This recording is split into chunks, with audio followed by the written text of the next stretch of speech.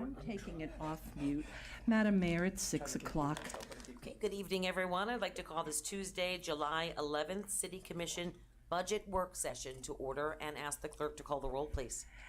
Mayor Pam Triolo. Here. Vice Mayor Scott Maxwell. Here. Commissioner Omari Hardy. Here. Commissioner Andy Amorosa. Here. Commissioner Herman Robinson. Here. If everyone would please rise for the pledge, led by the Vice Mayor. I pledge allegiance to the flag of the United States of America and to the republic for which it stands, one nation, under God, indivisible, with liberty and justice for all.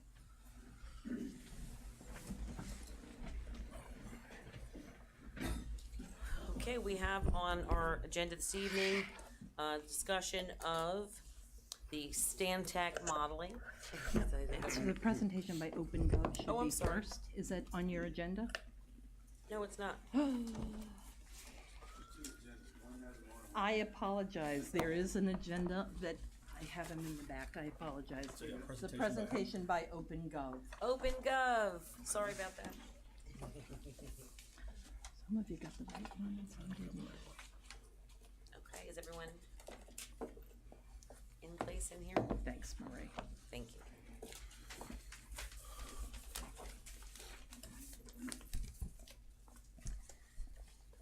Okay.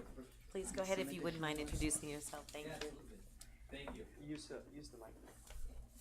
You can take that out of the holder too. It's probably a little bit easier. Thanks, Senator, for the introduction. Thank you for having me. I'm Eddie Reeves. I'm an account executive with OpenGov, based just out in Jacksonville, Florida. And here at OpenGov, we work with 1,500 cities and counties across the nation on OpenGov transparency, budgeting, financial reporting. And we're excited to partner with Lake Worth. Lake Worth is one of our many Florida municipalities, including Palm Beach, Fort Lauderdale, and several large municipalities here in the Florida area. And so this is a project I worked on with Marie and Jess, and we look forward to bringing this to Lake Worth and its citizens. I'm going to give you a little bit of view of what will be going live, and then also. I think so. It wasn't. So give you a preview of what we have for Lake Worth, as well as a long-term perspective with another Florida municipality. So as a quick overview, and so what we're looking at here is Lake Worth's historical financials. And this is something we worked with your team to pull the information out of, vet, approve. We've met with department heads to verify the information. And what's important to remember is this is a process. It is not, we launch with OpenGov and we're done. So I'm going to show where we're at today, and then I'm going to show another city, St. Pete, who's been with us for 2 or 3 years, just to kind of demonstrate how transparency and reporting is a long-term process, not something you throw out there and just leave alone. So as we look here, this is currently internal. This is not available to externally yet. We're working on preparing for that. So what you're seeing here is Lake Worth's financials for FY15 and FY16. And just to kind of orient you around the page, we're looking at this by departments. And we can come down here and ensure that all departments are shown. And anytime there's information up here, it's always available below in an Excel spreadsheet. So if you like the graphs and the charts, that's available for you. If you like the hard numbers, you can absolutely come down here and get the accounting details. And this is designed to be very, very easy and user intuitive.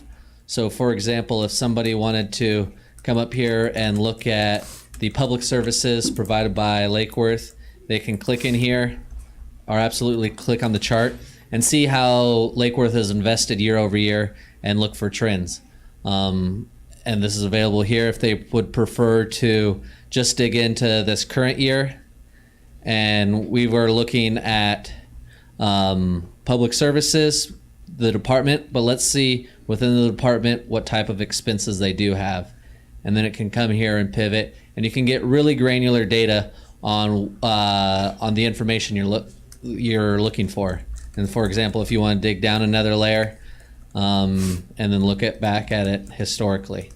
This is your data. These were the numbers that are in your accounting system. And so what's nice is it's very user friendly to come in here and get to this data, but we want to make it especially user friendly for department heads or citizens.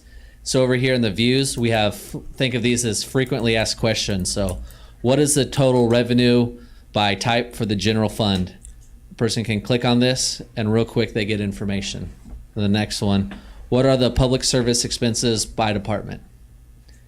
And I'll real quickly, that information's available. So what we're launching is we have 2 years of historical data, and this is we're using as our first step. When we look at a counterpart like St. Petersburg, this is what a citizen would see. The first time a citizen logs on here, it has a tutorial, a walkthrough, and we will just skip this, or we'll click View Report. And you can see that they've published several years of data with us. They also break down month over month for the current year. They do a balance sheet. And another example is the grant expenditures. They like to come in here and show their citizens how they've gone out, applied, and received grants, as well as the FTE that's associated with it. So for example, St. Pete is coming here, and we can actually go and look at this by, for example, what was the funding source for those different grants, and get real granular information. So this is something we're excited to work on. There will be public reports available as well as internal reports, and it's something that is a evergreen process. I'm down here.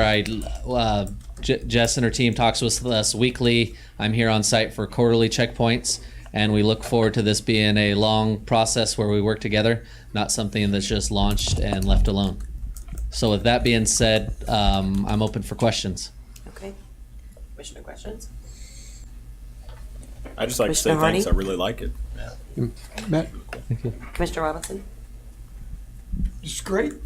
Is it in this year's budget? Or how do we Yes. fund this? Okay? Yep. Commissioner Rosso? The grant process that you mentioned, will that be in the Lake Worth also? Will we be able to track our grants? So we do have a. Do you want to view come up, on the Jess? grant. So if you go to the views, Would you come we up, do Jess? have a grant thing. Yeah, do you happen to remember which number it is? No. What types of grants does the city have? Yeah. So we tried to create a view based on what we have. So some of the stuff we were trying to create frequently asked questions and some of the things that might help to dissect what we do. So we did start doing some of those. We have 20, maybe 25 or 26 of these views, but we did start looking at grants. Commissioner Rosso? Well, the reason I had asked, because on a national level, under this new administration, we're really trying to track our grants, and I've asked a couple different departments for our CDGB funds, because a lot of that stuff on a national level is looking to be cut, and we're trying to, the cities are trying to show value in what it looks like and what value it brings to the cities, and especially the CRA, if we're able to track the grants that the CRA gets. The CRA is actually dissected out, so the CRA is part of the display and segmented. Great, thank you. This is a great tool for helping tell your narrative. And that's absolutely right, whether it's grants or overall financials. Well, I think we've come a long way from where we were just a few years ago in reference to transparency and also having this information readily available online for people to see in real time. And now what is the updating process? So when things change as we go through the budget cycle and what changes, Marie? Good afternoon, Marie Eleanor, Director of Financial Services. We will provide updated audited information on an annual basis. However, every 6 months or after every budget amendment, we will update the information in the system, so it's always up to date. I would recommend after any budget amendment, definitely. Correct, Mayor. Okay, good. I just want to make sure that that's staying so that they're seeing exactly what's accurate at the time. Thank you. Vice Mayor? Madam Mayor, I'm sorry, when you are through, I just want to, Vice Mayor? I'm good, thanks. did y'all have any more comments? I just wanted, Commissioner Rosso? financially, there's a cost, and then there's a maintenance cost, correct? So this is software as a service, so we host it. There's no upfront implementation cost, but there is an annual fee associated with it, yes. Okay. Just Commissioner Robinson? And that's going to include the CRA, separate but equal. It's included. Yes. It's included. Okay. It's included as part of It's the a line item. Okay. All right. Well, good. Thank you very much. Looking forward to it. And thank you to the team. They've worked for several hours with our team to go through the data and meet with department heads. So they've really made it possible. Thank you to your team. Excellent. Thank you very much, and thank you, team. City Manager? Thank you, Madam Mayor. Just to follow up on your comments, while a lot of people look at this and they go, it's a budgeting thing. This is part of our ongoing process as a city to improve our access to information and transparency. I know since I've been here, and y'all have heard it too, we can't get this. We can't get the numbers. It's not easy. And it's not easy to transform an organization and to bring in the technology. But this is something that really we thought was a good program. And y'all have seen it before at different places and at different conferences. Getting it to this point is a big accomplishment. It's like us broadcasting our meetings. It's making it easier for people to get information and data about their government. And I know that's a priority for y'all. I want to thank staff, Marie, Jess, and her team, and also the department directors, and everybody had a piece of this because they had to go through and help with the implementation process. But I can tell you my team really believes in this, and it's a great program to push this information out. So I want to encourage everybody who's listening and in the public, this is not just a budgeting item. This is a transparency. This is your government. These are the numbers that people have been asking for a long time, and hopefully it'll be something that'll be useful to a lot of folks. Do you do the city of Baltimore? Is that what I you do not believe so, but I will have to verify. Okay. Now, I had seen a program, and I know this has been going around, and there's some different types of programs, but if you remember when I came back from the U.S. Conference of Mayors, there was I believe it was you guys. Yeah, there's a couple of programs out here, but this one's the best. Yeah, no, I know that. Thank you. Well, I've been talking about it for a long time, so I'm very happy to see it actually implemented. Thank you very much. Thank you. Thanks. Bye. All right, moving on to our general and other funds in the Stantec modeling. I just like saying that, and I have to get used to saying that instead of saying Burton. You didn't say the Burton. I'm going to say, it wants to come out of my mouth, the Burton.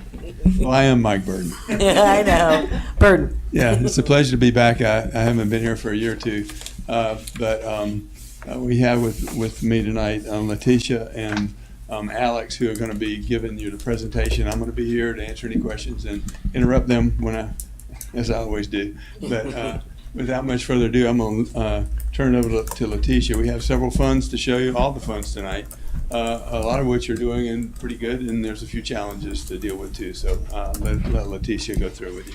And if you'd like to, you can grab that microphone. So if you want to chime in, you can have a microphone so you're ready. Or Letitia. I'm just preparing you, He's Letitia. going to provide color I commentary. was gonna stand up there, but I guess we just all sit. You can stand. You can stand. But you just took the microphone. Well, No, you both have one. no, yeah. They work either way. Jeez, I just have to push it in. I don't wanna break it. We brought Okay. a PowerPoint presentation to go through with you all, and then of course, Yeah, you'll need to talk into that straight. Thank you. of course, we have our live models too to answer and help play out scenarios and just answer questions. So we sort of have a little agenda in place for today. So basically, we wanted to go over the project scope and the changes that we've done since the study was done last year. I know we met with you previously on the water, the electric, and the beach fund. There have been some minor adjustments to the fiscal year 18 budgets, and so we've ran the new 18 budgets to those, and so you see them sort of closer to the bottom of the list because we've already talked about them, and we wanted to get to the ones that we haven't talked about first. So we're going to go through all of those funds as part of this, and then go ahead, Alex. So first, I just kind of want to introduce you guys to us. I know a lot of you guys have seen us several times, but this is the Stantec team. This is Mike Burton. We used to be Burton & Associates, and we were acquired by Stantec in May of last year. And so Mike Burton is the principal in our team. We've got Eric Van Molson. He is not able to attend today, but you've seen him several times. And he was a integral part of this this project. And then myself, a consultant, and Alex Bellino, the analyst and the person who does a lot of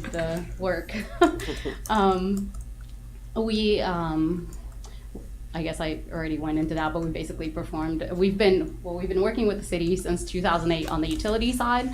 And then we started this integrated financial analysis since 2015. And that's really where we started looking at all of the funds together and making them intercommunicate. And so we've been doing this now for going on 3 years. So as part of this multi-year financial analysis, we always look at customer demand and property values.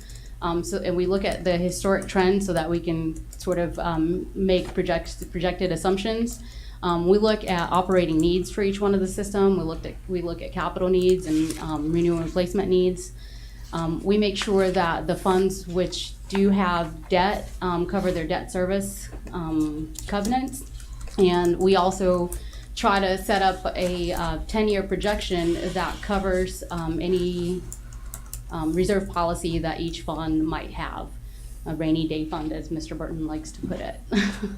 And we also, as part of the study, will be comparing each one of your funds to some of the surrounding areas as far as rates are concerned. So a rate survey of the surrounding communities, basically. So the Sanitation Fund.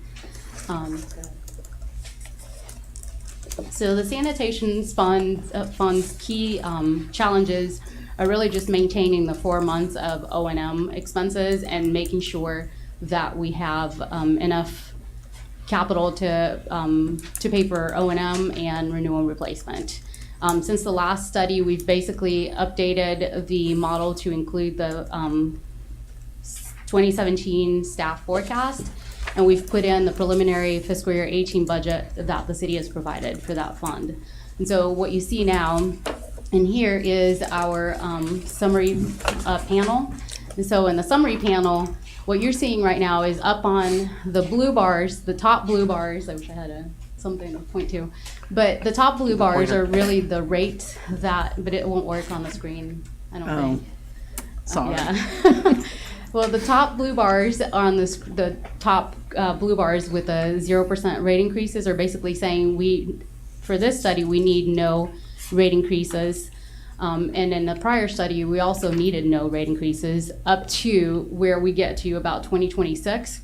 We're looking at some pressure on rates, and that is mostly driven by, if you look on the top top left corner of the chart, the operating fund chart, you see how the fund balances, they will work, yes, thank you.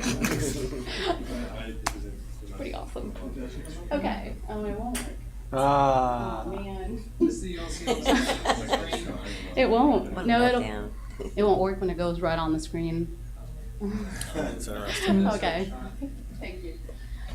So the blue bars, you see how they're trending downwards towards the black line. The black line is your operating target, and that is your 4 months of O&M. And so once you're starting to use up your cash to get to that target of 4 months, and if you also see on the top right chart, you've got revenues and versus expenses.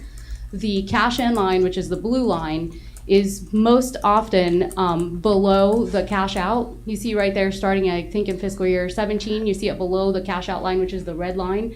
But what that means is that you're spending more than you're bringing in, and so that's why you're using your fund balances down to the target.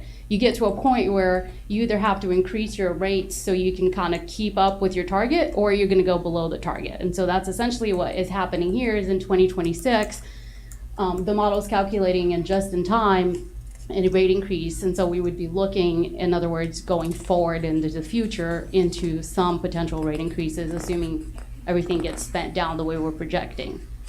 What we are basically, if you go down to the next, or I guess I've already gone through, just go to the next slide, please. Or maybe I can do it from here. So the conclusion here is we're really essentially saying that we don't need a rate increase for fiscal year 18 for the sanitary fund. And the reason we don't need it is because we have enough fund balance to carry forward for now. And we're able to fund our capital and our O&M with what we have so far, and so we wouldn't really be approaching a need for rate increase until later in the projection. And the rate increases that we were looking at didn't seem as great as the next fund that we would talk to you about. So this sanitation rate plan impact is essentially what this is showing you is the the first orange line is saying, here's your, thank you, here's your current rate increase from the study. So we're saying we're projecting 0 rate increase until 2022. And in a prior study, we were also projecting 0 rate increases through 2022. And so if you go down to the effective monthly residential assessment, we are looking at the current monthly assessment, which is really, this is an annual assessment that's $245.75. But we've calculated it on a monthly basis so that we can understand from a monthly perspective what kind of impact this would have on a residential customer. So the 20, we go back. So the 2040, that's the effective monthly assessment, really is not going to change. And you can see that from the current study to the prior study, there is no change on the dollar change line on the bottom. So that's essentially what this is saying is in 2018, we were looking at $20.48, and now we're currently still looking at $20.48, so we have no change. So now you can go to the next. And so in this slide basically shows you that as part of the sanitation rates, I guess when we compare your sanitation rates to some of the surrounding communities, we are kind of running into the sort of top of the pack. And with the no change would be kind of right there. It's likely that some of the other communities may have increases, and so that would bump them up a little bit, but we're still at the top of the pack.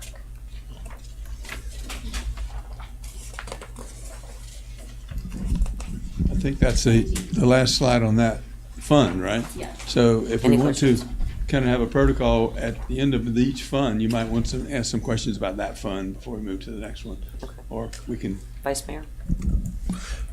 Well, thank you. The only observation I wanted to make was when you speak to the idea that we won't have to, or theoretically, we wouldn't have to adjust our rates over the next, well, I guess, 10 years, 8 years. It looks like we have quite a bit of reserves built up.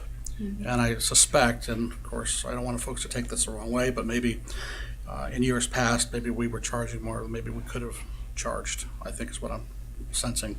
And when you look at the other rates from other municipalities, I sense they're going to have to increase over the next several years. So we're a little bit ahead of the curve. We probably were ahead of our time, if you will, on that. But I guess this is a good place for us to be.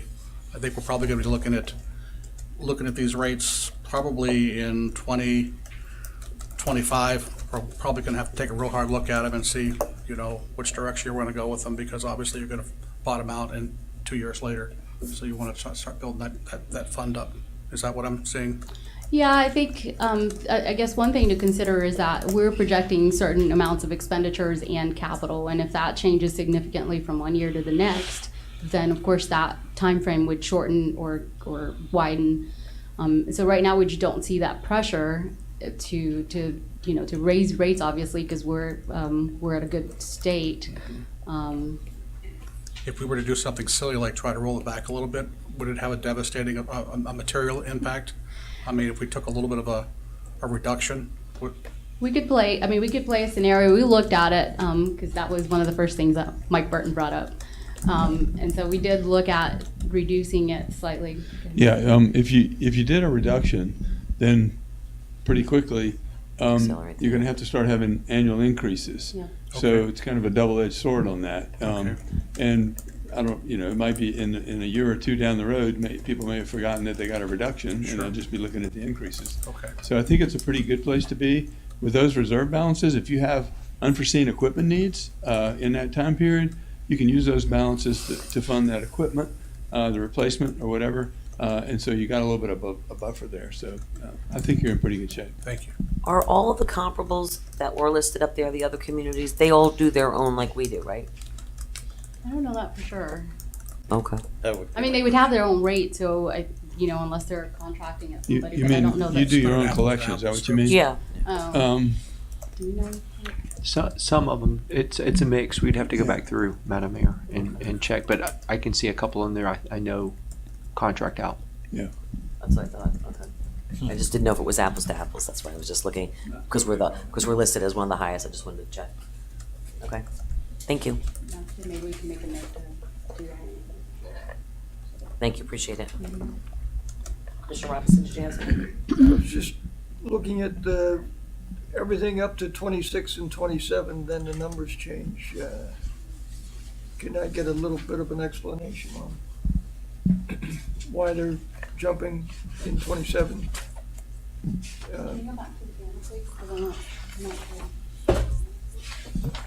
Give me 1 second. I just wanted to see what you were looking at. Top line. There it is. You mean right in there? Yeah, Mr. Byrne has a two. reserve. yeah. Yeah, so that, essentially what that's doing is, this is something I need or not. But what is happening here is you have, the operating reserve is, say, your cash at hand or cash in the bank. And it is being used up because we have operating costs and capital costs that we're basically playing out into the future and using up that cash into the future.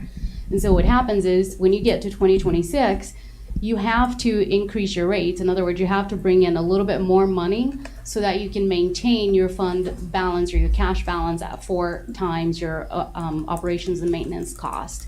If you don't bring in the necessary revenue, you're going to go below that, and you might end up at a negative balance, just like your regular checking account. So we're good up until then, and then we get whacked. Yeah, not whacked, but I mean, essentially, if everything played out exactly like we're forecasting here in 2026, you would have to increase your rate by 3.73%.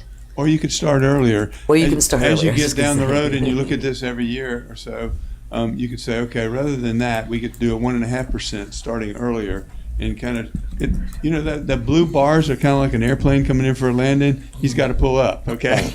And you could pull up a little bit earlier and have not quite as steep of a landing, and then it wouldn't be as dramatic of. To give you an idea too, Commissioner Robinson, just 6 years ago or 7 years ago, they were doing 1-year projections, and they didn't even have 5 years out. We're going up to 2027 at this point in regards to what it looks like and the impact long out. Were you around for those 1 years? No, I think we got you on the multi-year. I thought so. But there's a lot can happen in that long period of time frame. So I think you're wise to not be too concerned about it at this point. The closer you get, the more you'll know whether costs are increasing more or less than we projected. Right. And so you'll be better positioned to make those decisions. But this is just letting the model calculate what it says it will need if you don't interject and do something sooner. But you could come in sooner, and you could actually keep those reserve balances even a little above that black line if you wanted to, and move into the future. And that may depend upon what you're seeing in your peer communities too, and how you compare. I want to take a look at all the funds first in this current budget cycle to see before I make that decision. What Commissioner Robinson? costs do you foresee going down? Well, we're making projections. I'm not thinking any costs are going to go down necessarily, but we're assuming there'll be increases in costs going into the future. Those costs may or may not increase at the exact rate that we've projected, because we're doing the best we can looking out 10 years. And so there could be a lot of economic forces that could cause some of your O&M costs and some of your capital equipment costs to increase at different rates than we projected, either higher or lower. Okay, and so that's all I mean. Thank you. Shall we move on? Sure. Thanks. Yes. So the next fund we wanted to talk about is the Stormwater Fund. And so key challenges of this one is, again, trying to maintain the 12 months of O&M and ensuring funding for renewal and replacement and capital.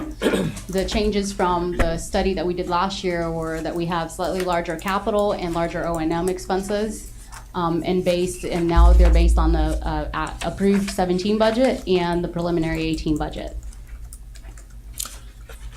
Yeah. Commissioner Harney? Yes. I guess what accounts for the difference between the operating, the reserve targets for this fund as opposed to the sanitation funds or, other funds? Most of the other funds, it's like 3 to 4 months of operating expenses. For this one, it's 12.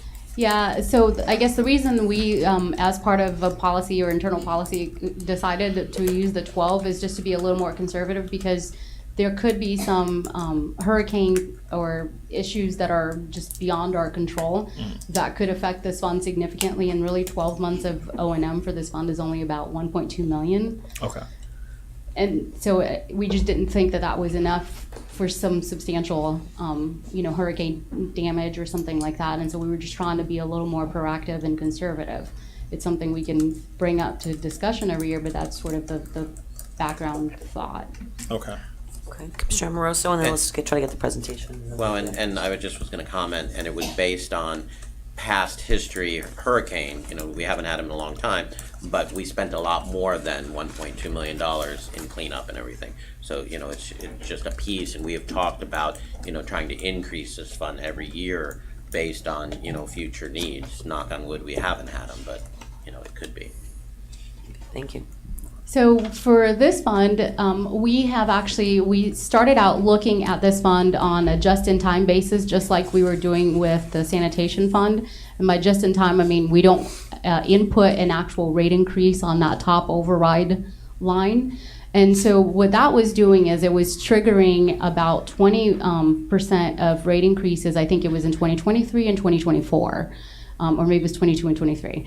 But that became a little bit concerning to us as part of the internal discussions, even with staff, was that we are all of a sudden in the beginning of the next 5 years looking at a 20% rate increase. And so in order to avoid that big rate increase or the big rate spike in 2022 or 2023, we thought, okay, let's start with a progressively annual adjustment of rate so that we would still be in a place where we are using down our fund balances, because we have fund balances above our target of 4 months, but we are just taking into consideration the fact that we don't want to end up with something huge in a couple of years. And so the recommendation for this fund is really now that 3.25 going forward every year. And again, it's just based on additional CIP, because you can see the CIP chart on the bottom left side. It shows a little bit higher CIP, and then we had some new O&M expenses to this fund too that created, if you look at the operating fund chart and you compare the blue bars and the green bars, the blue bars are now getting to the target faster than they were before, and that's because of the additional cost to O&M and to capital. Now, So we were basically, so our conclusion is basically to suggest that we have a 3.25% rate increase in fiscal year 18, and that would be sustainable or allow us to continue going forward with the fund and funding our capital and maintaining our fund balances and not face this huge rate increase in a couple of years. where were we at last year's? Go back real quick, we were at 0. No, I mean, what was your recommendation last year? 0. So we were looking at 0% rate increases. It's the green pen, Yep. the green row up there at the top. But we just had increases in O&M and increases in capital. And that's really what's driving that speedier, decline on the fund balance. I mean, we have higher expenses. In what areas, city manager? I'm looking for Jamie. He's in the back there, and he can give us the exact Right, numbers. yeah. But with the neighborhood approval of the bond issue, the implementation of the projects that were scheduled in the first beginning years are probably the biggest cost. So I'll let Brian Shields answer that. Brian Shields, Water Utility Director. There is a driving capital need here in that as part of the road bond project, we're doing projects so we do it once and do it right and don't tear up streets at a future point in time. So we are increasing the capital projects on the stormwater collection side. And also to address climate change issues, we're looking at a lot of outfall improvements, which would take care of the king tide situation and mitigate the damage that's done by the king tides in the future. So we are looking at a number of outfalls to be upgraded with tide valves, et cetera, that are shown in our master plan. So there's a lot of master plan projects that are now being factored in to the stormwater capital improvements. And Jamie could probably... He left. Oh, he left. There you see. But in any event, in the operating, similarly on the operating side, with the increase in pipe that's going in the ground, as well as outfall upgrades, those will require more operation in the future. So it's the coinciding utility projects that will accompany the roads. That's bond correct, issues. and we want to Okay. make sure we do them at the same time and get them done right. Okay, so I don't see any projections of that going down when you come further out. for when those projects have been fulfilled and, Well, it's a 20-year plan. The capital improvement plan and the master plan, if it were fully implemented, would take at least 20 years to accomplish all the projects that are listed in that plan. okay. Well, let's see, Commissioner Amoroso? Remind us what our 12-year or 12-month costs, or what are we trying to maintain? 4 months. No, So- but The 12 Sorry, months. 12 months. What's So the 12-month it's total? $1.2 million, about $1.2 million. $1.2 With the increase, is that just going to maintain that $1.2 million, or will it actually give us a little bit more towards? So right now, we're projecting that we're using our funds down to what would be about $1 million. So it's $1.2 million in 17. It's gonna grow slightly because it's based on your operating costs, and your operating costs are growing slightly. But you would get to, I guess, close to about $2 million by the end of the projection, but you're actually slightly below with the 325. And the reason we didn't care too much about being below the target by 2027 is because we're so far out that we don't know for sure that we're going to spend this money in this way. We might execute less, or we might execute more. O&M might come in less, might come in more, and so it's so far out that we're not too concerned about being below. But we're essentially keeping that 1.2 million, and we're not growing it. Well, we've over the years we've had conversation that the 1.2 isn't necessarily enough if there is something like a hurricane based on our numbers before. If we were to do like 3.5, you know, what does that look like? You know, can we put more money in the reserves for future? So I guess, Commissioner, one thing that would be maybe wise to point out is if you look at the fiscal year 16 fund balance, the number is really close to about 6 million.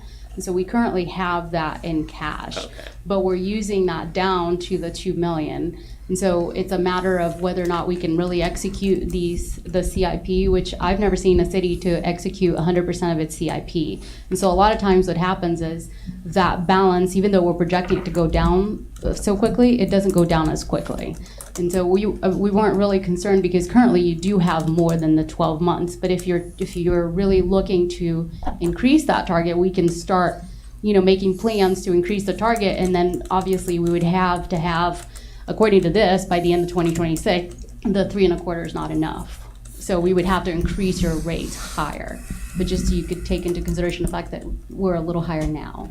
If you took that black bar, that black line, and raised it up to where it was 3.5 million, I think you said, and see where the blue line would go below it, it would get down to it in about 2021. So what that would mean to maintain that level there forward, you'd have to start having rate increases at that point greater than what we have on the chart. So. Okay. And I guess what I was asking before, and I didn't explain it clearly enough, is that the projects, say we had all the projects done on the roadway projects in 5 years as opposed to 20 years. The financing is 20 years. So this is based on the amortization of that money for those capital projects or in-house projects over a 20-year period? Is that what you're saying? No, there's more That's what I'm saying. projects that are not necessarily linked to the road improvement projects. There are projects that have to be coincided with those, but beyond that, we have many, many more stormwater projects that are proposed in the master plan that take us out for a period of 20 years. Madam Mayor, that's the road, the drainage master plan, Right. not the neighborhood road program. So the two are impacting it, but they're two different documents. Okay. I'm just trying to separate them out in my brain here. Yes, ma'am. Okay. Okay. Okay, so then the rate impacts, we'll go back. But wait, there's more. So no, go back to the rate impact. There we go. Thank you. So the rate impact of this change from the 0% to the 3.25% is shown on the second box right there with the effective monthly residential assessment. So effective monthly residential assessment is currently at $630, and we're projecting with the 3.25 it would go up to $650. And so based on last year's projection, we were saying that they were going to stay at the $630, and so the change is only 20 cents from what we were projecting last year, and 20 cents from the current. Okay. All right. And then with the survey of the communities, we have the proposed and the current shown up there. And again, we're kind of at the sort of the top of the pack.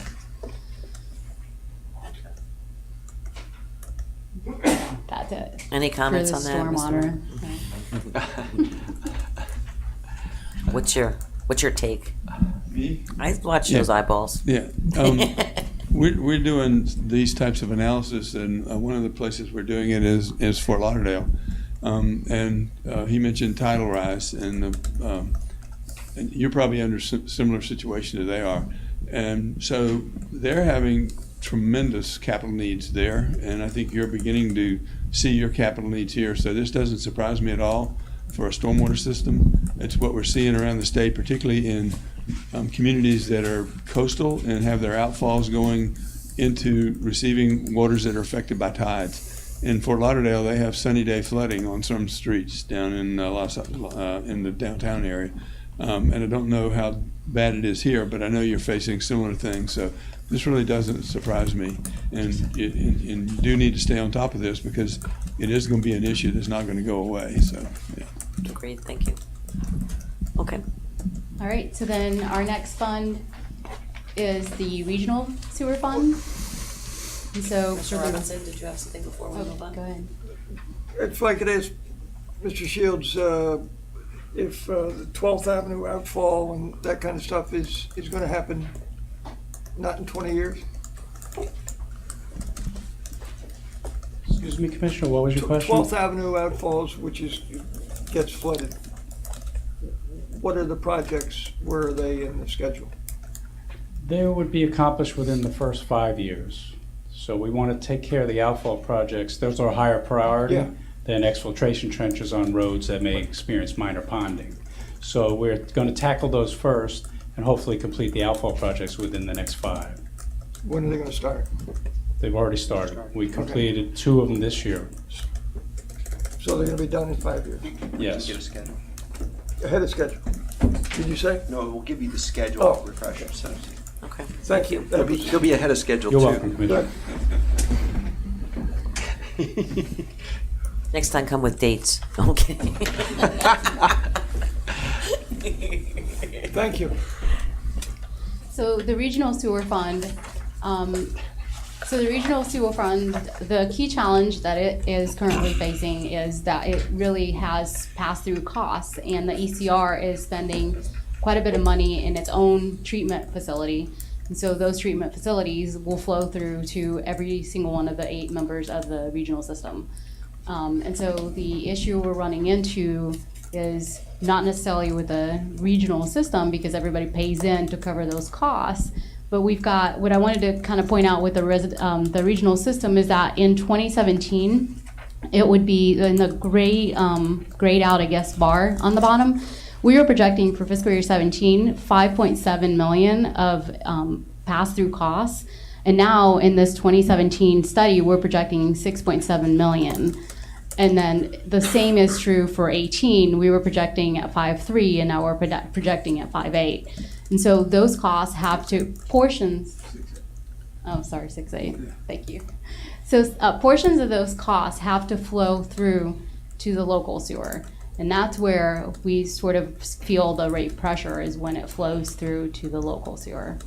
And so I guess, just, I only have this one slide on a regional fund because it's really something that is owned on the regional level and that all the regional players pay into it, but it doesn't affect the, I guess it affects the residential customer on an indirect way, which is the local sewer. Mike, can you explain that? This is and Brian, if you want to be more specific on the bigger cost. Why is the pass-through so much more? There's major investments having to be made at the ECR. But didn't we have these discussions just 2 years ago? He'll give you the detail. He sits on their board. So. I'm sorry. Yeah, I'll try to be brief on this. This is a long, long story. But yeah, I'm the chair of the board. Now, the board of ECR is the 5 partners, the City of West Palm Beach County, City of Lake Worth, City of Riviera Beach, and Town of Palm Beach. Okay, so each of us has a proportionate share of the plant capacity, so we pay our fair share based on the amount of flow that we put into the plant. Very large wastewater plant, 70 million gallons per day treatment capacity, serves all of central Palm Beach County. The facility is over 40 years old, and a lot of the equipment at the facility is reaching the end of its useful life. Some of it was projected to last 50 years. However, it has not lasted 50 years, it's lasted 40. So we have to do immediate replacements of what's called the blower system, the air diffusers, and the aeration systems, which is really the heart of the treatment process. And in order to do that, we have to spend immediate needs of about $40 million on top of the $110 million that's currently being spent on the solids improvement project. So there's massive improvements underway at the facility, more to follow in the very near term. We're looking at financing options to soften that blow to all the partners as best we can, but there are just needs there that need to be met. The plant itself is now under a consent decree by the Florida DEP to meet effluent quality. So there's a host of issues at ECR that we're dealing with at the board level. They're quite costly, doing our best to minimize the pain to everybody, but it is what it is. Those are all pass-through costs. This, just for clarification, people don't realize, this is the large plant up off of the Turnpike and Belvedere Road in West Palm Beach that's been there forever. As one of the members, Brian gets to sit on the board. We're fortunate to have him serve as chair with his vast knowledge to keep West an eye Palm on still costs. operated? That's correct. Can I see the number of the contributions from all the municipalities again? What's that chart up there? So these costs get passed through to the various members based on their formula, and this is our share coming to us. Okay, so we've got Palm Beach, where the other, No, it's not. There's no slide for that. No, it's not a slide. I just know What that. you're looking for, I think, is the full ECR cost, but the full ECR costs don't trickle down to the regional level. Because the regional fund is like 40 or 30-something%, I can't remember. Brian. Yeah, we're about 30%. The ECR, actually, the operating cost of ECR is about $30 million per year. What they're showing there, that 5.6, that's our share of the Lake Worth share, which of course some of that gets passed back to our sub-entities. Don't forget, we serve Lantana, Manalapan, Palm Springs, Lake Clark Shores, Palm Beach State College, town of South Palm Beach, et cetera. They pay their fair share to us. We bill them every month based on our pass-through costs. So they're paying a large proportionate share of what we all send to the ECR. But so on top of that, that's still what it looks like for a rate increase for us. Well, so no, not directly. Not So that is the pass-through cost to the regional system. And so the regional system will have to pay those costs to the ECR. But then when it trickles down to the local system, it's about, because part of those costs are done on a capacity level and part is done on a flow level. Right. But in generally about 45 to 50%, I guess, because on the flow level, you're a little higher, but on the capacity, I think you're exactly at 45 or 46. And so like 50% essentially, I guess, of those costs will trickle down, unfortunately, to the local sewer. Commissioner Marceau? How can we see the difference between that 5 million and 6 million, what it looks like to the ratepayer? Because, you know, we've explained to the ratepayer that it's pass-through rate, all of Palm Beach County is getting it, there's nothing we can do about it. But what does that $1.5 million look like in the difference on what the ratepayer is paying now and what the increase would be? So I have I guess when we get to the local sewer, but I have a slide in there that I basically averaged out the increases to the next 2 years for the local system. It's about $700,000. It's not minimal. But what would it Of look the- like just the to pass-through. each individual? So to each individual, we're now looking at about 5% rate increase. Well, I guess I've never calculated it down to the bill. Is that what you're asking? Yeah, that's really what the customer's looking for. Is it $5? Is it $50? You know. Well, then we've got it there. Yeah, but so what we have right now is we basically said we have essentially another $700,000 of just pass-through costs on a local system. And so we have to cover it on an overall local system basis, and we've said, okay, we need to shift the rate increases that we were looking at last year from 3% to 5%. But we have never tried to calculate it down to a bill, but I guess, I don't know where that. Don't you have the bill on the local FAMS chart? You do. So is it just Just go into the local sewer system. Yeah, you mind if we go to the next fund? Just go to the next slide in the local Questions, sewer we'll answer that system. one. Okay, if it's in the next one. It's in the next one. Yeah. Commissioner Harney? Yeah, I understand that. Oh, so the 5% increase, yeah, so I guess, go to the slide, go to the impact, I'm sorry, go to the local sewer impact slide. Yeah. But I think he's looking for just the pass-through. There you go. All right, stop it right there. You have the additional 700,000 in that Yes, analysis, right? yep, And it's causing the rates in 2018 and 19 to be higher than they were before? yes, It's causing them to be 5% instead of 3 point whatever it was before, right? yes, So if they're interested in seeing it, and we brought the live model in, you could take the 700,000 additional cash out and show you what it would be that way, right? 2 cents a day. And that would be the difference that that's making to this plan, okay? And if you'd like, we can do that. Or if you, when we get to a break or something, we can do it and show you after that. while we're No, on it. I can see the question, the answer here to my question. I mean, it's not a lot. And there's the bill right there where Yeah. he's got the little red dot. yep, so we're going from from $30.31 to $31.81 with the 5%. It's even, it's not even $3. Commissioner Harney, do you want to continue on? Yeah, so basically, I understand that capital needs are what they are, and, they have to get taken care of, but it just looks like we didn't foresee the capital needs of the ECR being what they are, and I guess that's a little confusing to me because the equipment's been there for a while, we should know its useful life.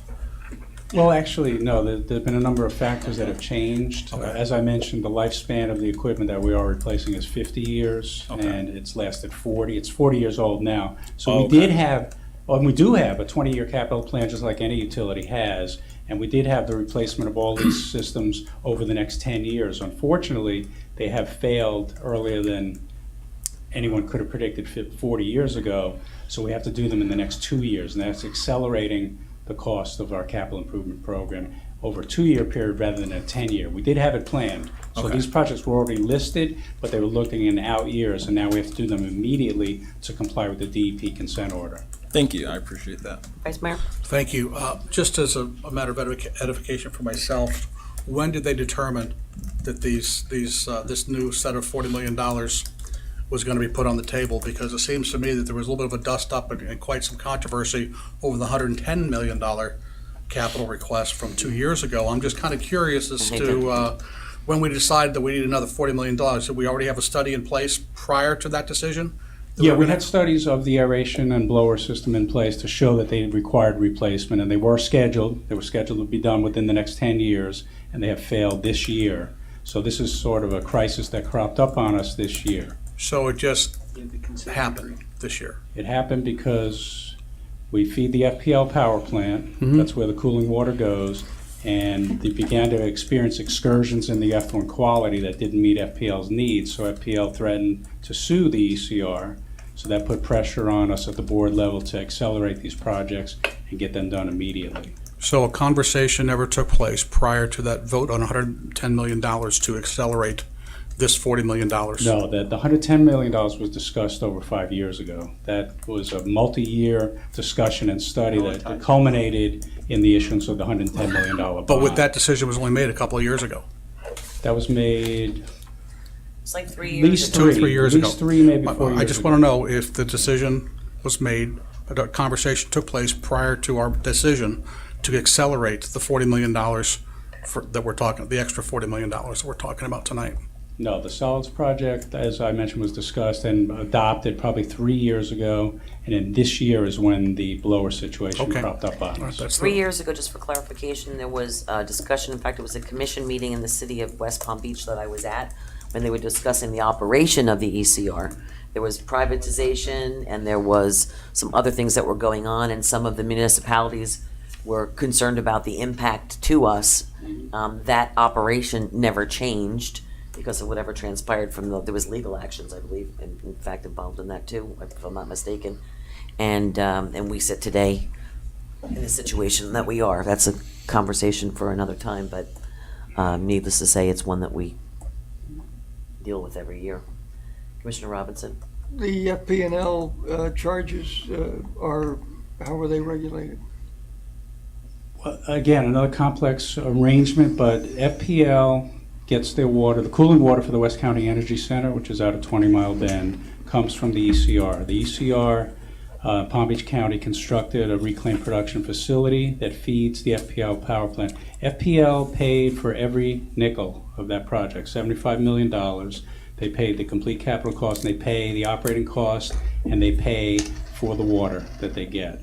So it's a very good deal and very much in the public interest for all the partners that arrangement took place. Now, the only issue is that the water quality is failing and has not met their needs on a number of days this year, which costs them quite a bit of money to shut down the power plant. And that has happened. They've had to shut that plant down and direct their load to their other units throughout the state. So this is their most efficient unit in the entire state.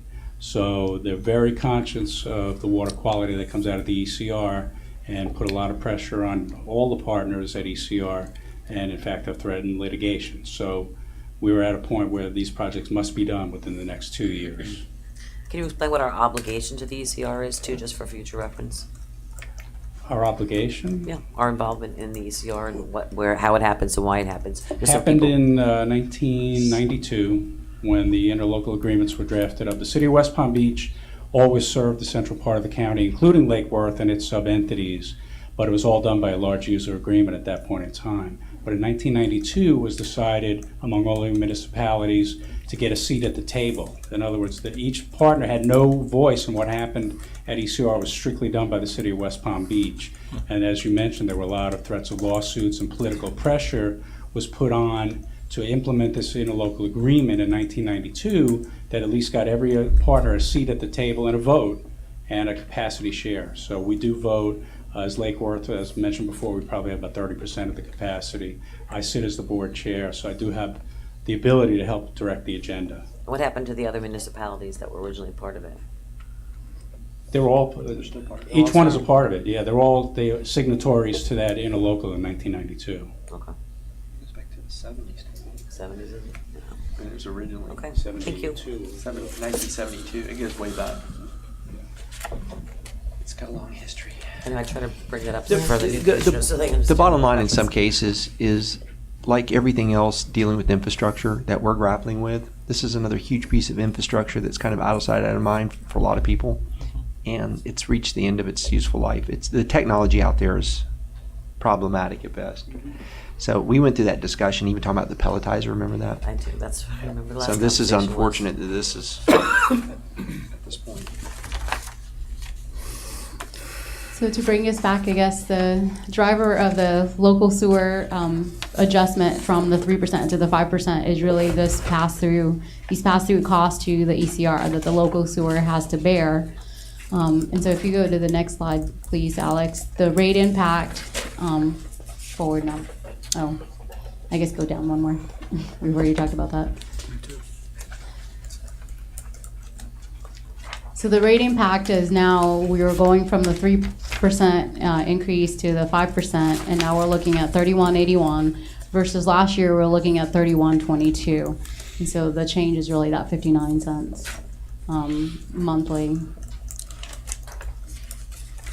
from one study to the next. I don't think any of us like it, but. So then the next slide is really the water fund. So the key challenges of the water fund are, again, just maintaining its O&M target, and then paying for operations and paying for capital infrastructure. And then the water fund still has some debt in it, so it also has to maintain its covenant or target, I guess, of 1.5 times the debt service. So from last year's study, we've adjusted the growth. We've got larger capital plan, and we have the fiscal year 17 staff estimate for fiscal year expenditures, and we have a fiscal year 18 preliminary budget included in this new model. So this was something we talked to you guys a little bit about like a month and a half ago, but with some tweaks, I guess, to the forecast and some considerations by staff, we were able to basically go to the panel. when we presented this to you, we were saying, okay, we're gonna have a 3% rate increase in fiscal year 18, but we were able to bring that down to about 2 3/4, which is exactly the rate increase that we were looking at last year. And then bringing the going forward annual adjustments to 3%. So from our recommendation for this year is to essentially keep the plan that you had for fiscal year 18 last year, and then going forward, you are looking now at a 3% annual rate increase. And so again, this is basically keeping us pretty close to fund balance. In fiscal year 20, we drop a little bit below that target, but we have been tracking this fund for a little bit, and we usually don't execute capital at 100%, just like any other city. I've never seen a city execute capital at 100%. And so typically what happens is that fund balance starts carrying forward a little bit more, and so you're likely not going to see that dip below the target in 2020. Or I'm sorry, it is 2020. So in 2020, so we were okay leaving it like that for for this projection period, but we will look at it again next year to make sure we're not going down faster than we anticipate this year. Then why do we put it at 100%? So you said no, most municipalities. I guess we just do it for a projection, but we typically don't. Most cities are not capable of executing at 100%, maybe for lack of just having the ability to take on all these projects. The answer to your question is we could actually change that to an 80% execution, and it would affect the model, and you would see that reserve balance would stay up above. So we can, in fact, put that assumption in there if you'd like for us to. Well, I wanted staff to maybe say why they put 100% in, thinking that there were so many water capital projects that would be done with the associated road projects. Was that why they put 100% in there? Well, it's not just 100%. Yeah, that accelerated a number of the master plan projects. We had, as you know, to loop and to increase pressure, Right. Fire hydrant protection, that type of thing. Those were spread out over basically a 5 or 6 year period. We've compressed that into 4 years to coincide with the bond projects. Okay. So we make sure we do them at the same time. So that accelerated the chart for the first 2 or 3 years. But the 100% rate, that's just based on production, engineering, design, getting jobs out to bid, getting them constructed, the best laid plans. Nothing ever gets done exactly as per plan or ahead of schedule. So in the utility industry, 90% is a good target rate of the projects that will actually get completed in a given year. Well, it hasn't historically been that way. That's why I would just, it's just, we're not used to seeing those numbers in there at 100%. What would it look like if you put it in at 80%? What does that change? We can bring the model up. Alex, can you bring this work model up real quick? Smooths it out. It'll smooth it out. It smooths it out, basically. What does it change the increases to? Do they become less Well, necessary? it depends on. Yeah, they become less than It may or may not. Depends It on. may or not, I just wanted to yeah. see. I want to see. That's why I was just interested. Well, also when he gets it up there, You're gonna push some projects. in the out years, well, I'll show you when he brings it back I know, up. you can't. You can see those fund balances in the out years are growing, okay? And see those blue bars in that top left graph? The blue bars are growing up above. I mean, you're in the top right graph, your blue line exceeds your red line. That means your cash in is more than your cash out. So therefore, you're building up fund balance. So in those out years, you could either lower your rate of rate increases or fund more capital, depending upon what happens to your capital. But you have it up now, Alex? So go into the execution percentage, and probably in 2018 is when you could start it and put 90% in there. Well, first, before you do that, take it back to where it was and hit the save button. So we'll save those green bars against the blue bars, and they can see what happens on this calc. Okay, so now the green bars are matched up to the blue bars, and they'll stay static. So when he puts 90% in, and it carries all the way across, be sure it's carrying all the way across. Okay, and now he hits the calc button. Did you hit the calc button? Okay.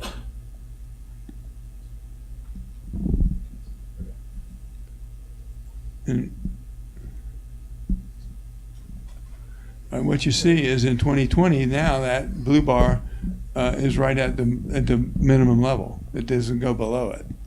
And then in the out years, you have your fund balance increasing fairly dramatically. So what you could do is if you go into like 2022 2? Alex, at the rate, and take that down to say 1.5%. Yeah, for the remainder of the forecast. And when he calculates that now, you see we're not building that fund balance up as much. You could maybe even take it to 1%. Why don't we take it from starting, why don't you just even it out and take it back to 2018? Well, because then you would, your balances in 2020 would go down, but let's just show you that. So, yeah, go back to 2018. What is, I can't see it, what is it? It's 2.75. So leave that one alone, and then go to 2019 and take that, what's that, 3? Is that 5? Yeah. 3. They're So- all 3. Okay, so take that down to 2%.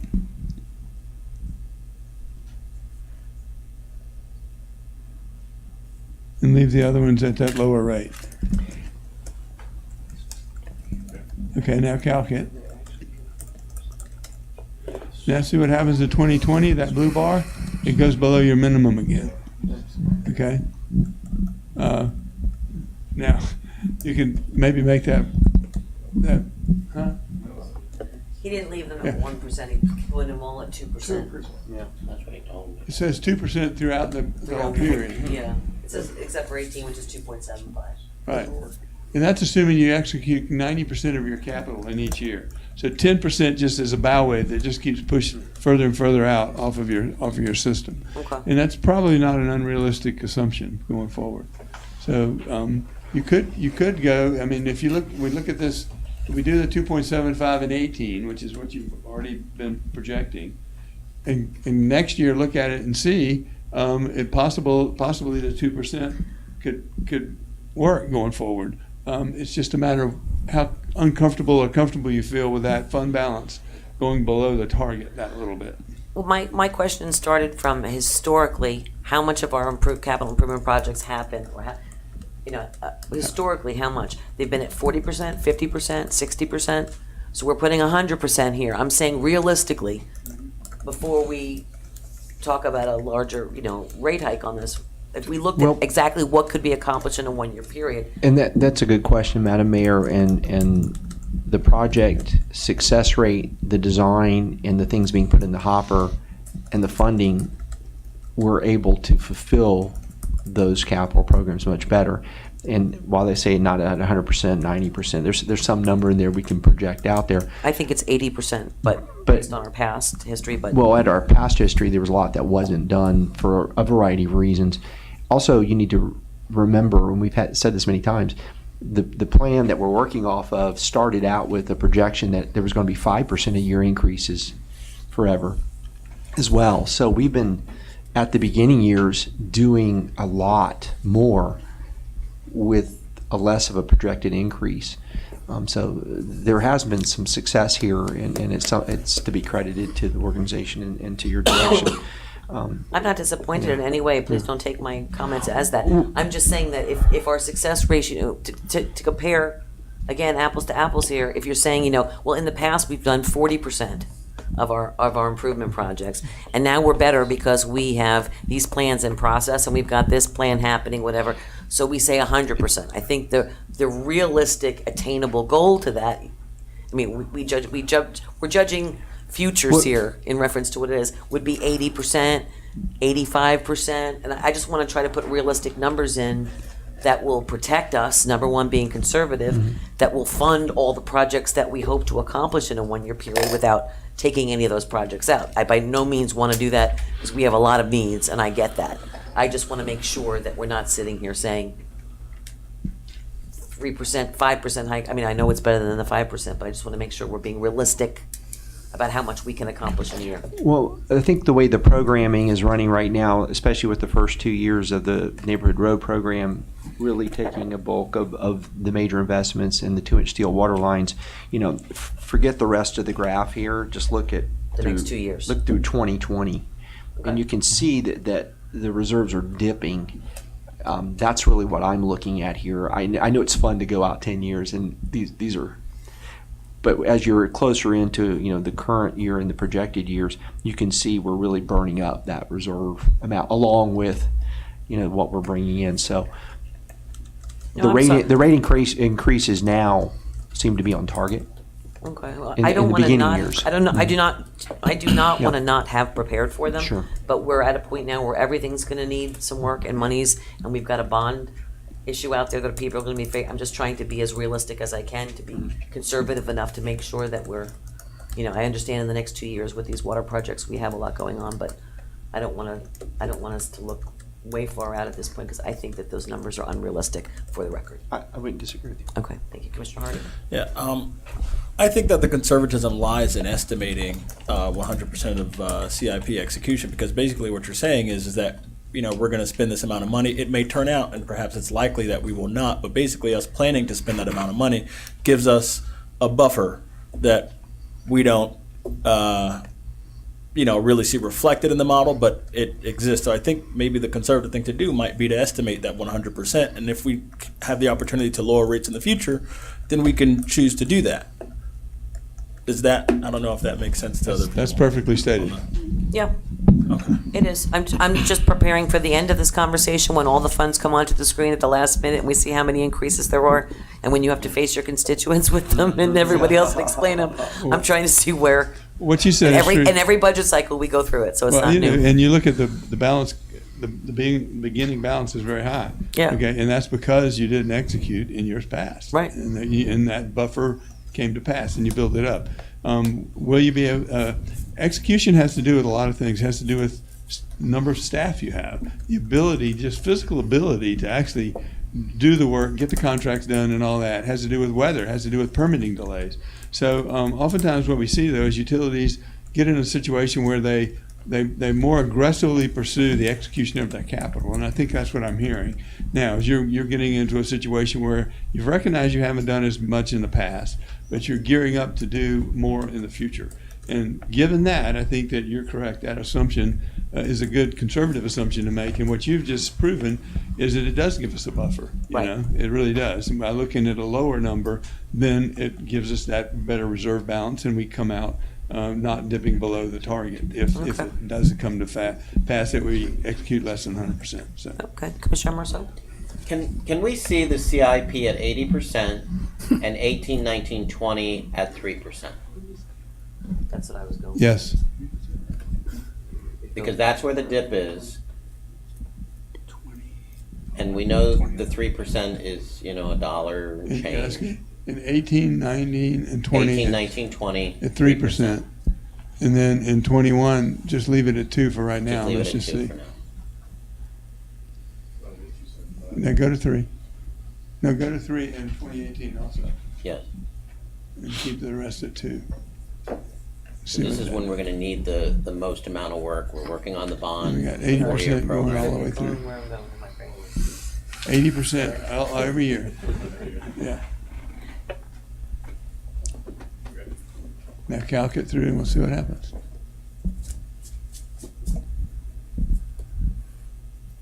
That's where we need to be. Yeah. Because your futures are out at this point. We can always circle back around and lower, but that's really where we need to be to keep everything flush with the work that's being done in the next couple of years. And let's just say if you adopt that plan, and if you are able to execute 90 instead of 80, save these green bars now against that, and then take the execution to 90%. I think this is a safe plan because you still can execute at that higher level and you'll still be okay. Yep. And after the 4-year bond and, the upgrades in the water and everything we need to do, if we come back and lower those rates, So there you go. If you execute at 90 instead of 80 and you adopt those 3% rate increases, we're still you, okay. you still will stay above your target. And then in the out years, you still will have a buildup of reserve balance, which means you can either fund more capital in those out years, which you maybe don't even know you have to do yet, Yeah. or you can maybe have a lower level of rate increases. Well, and that's, I'm sorry. No, go ahead. And that's been a question, we moved the bond from 5 years to 4 years, and what's that gonna look like after the 4 years? What roads are going to come up to the point where we're gonna need to work on them? If there's any additional water that we haven't, any piping or anything that we didn't anticipate. So, I kind of think that's where we need to be. That's what I said. Agreed. That's what I thought too. Commissioner Hardy? When we talk about the options that we have as a result of an increasing fund balance going out into the future, we're talking mostly about, increasing our capital, expenditures, if we can find some projects, or decreasing rates.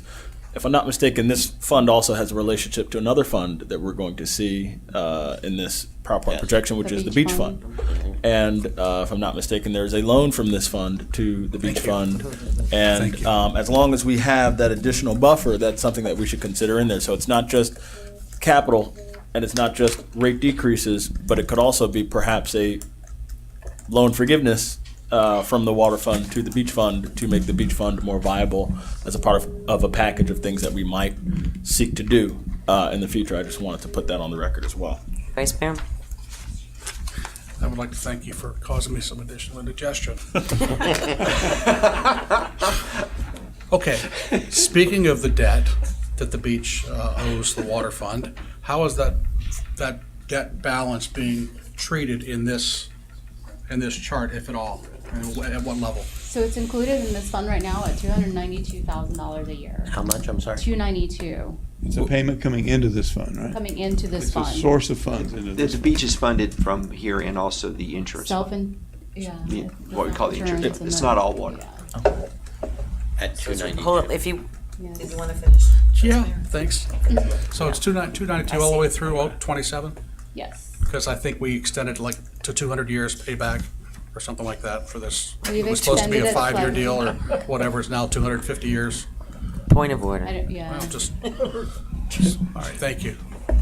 Commissioner Hardy? Yeah, so I just want to make clear, is that 292 which you factored into this projection as a flow of funds into the water fund, is that what we initially agreed the beach fund would pay the water fund, or is it significantly less? And, I guess I'm getting at the split because it's supposed to be about $500,000 a year for 12 years. And so, what's the split between this fund and the self-insurance fund in terms of the annual payment that So the that total those funds are payment right expecting? now budgeted is about $550,000 every year. Okay. And 292 is going into the water fund, and then the remainder is going into the self-insurance fund. And actually, I think there's another one.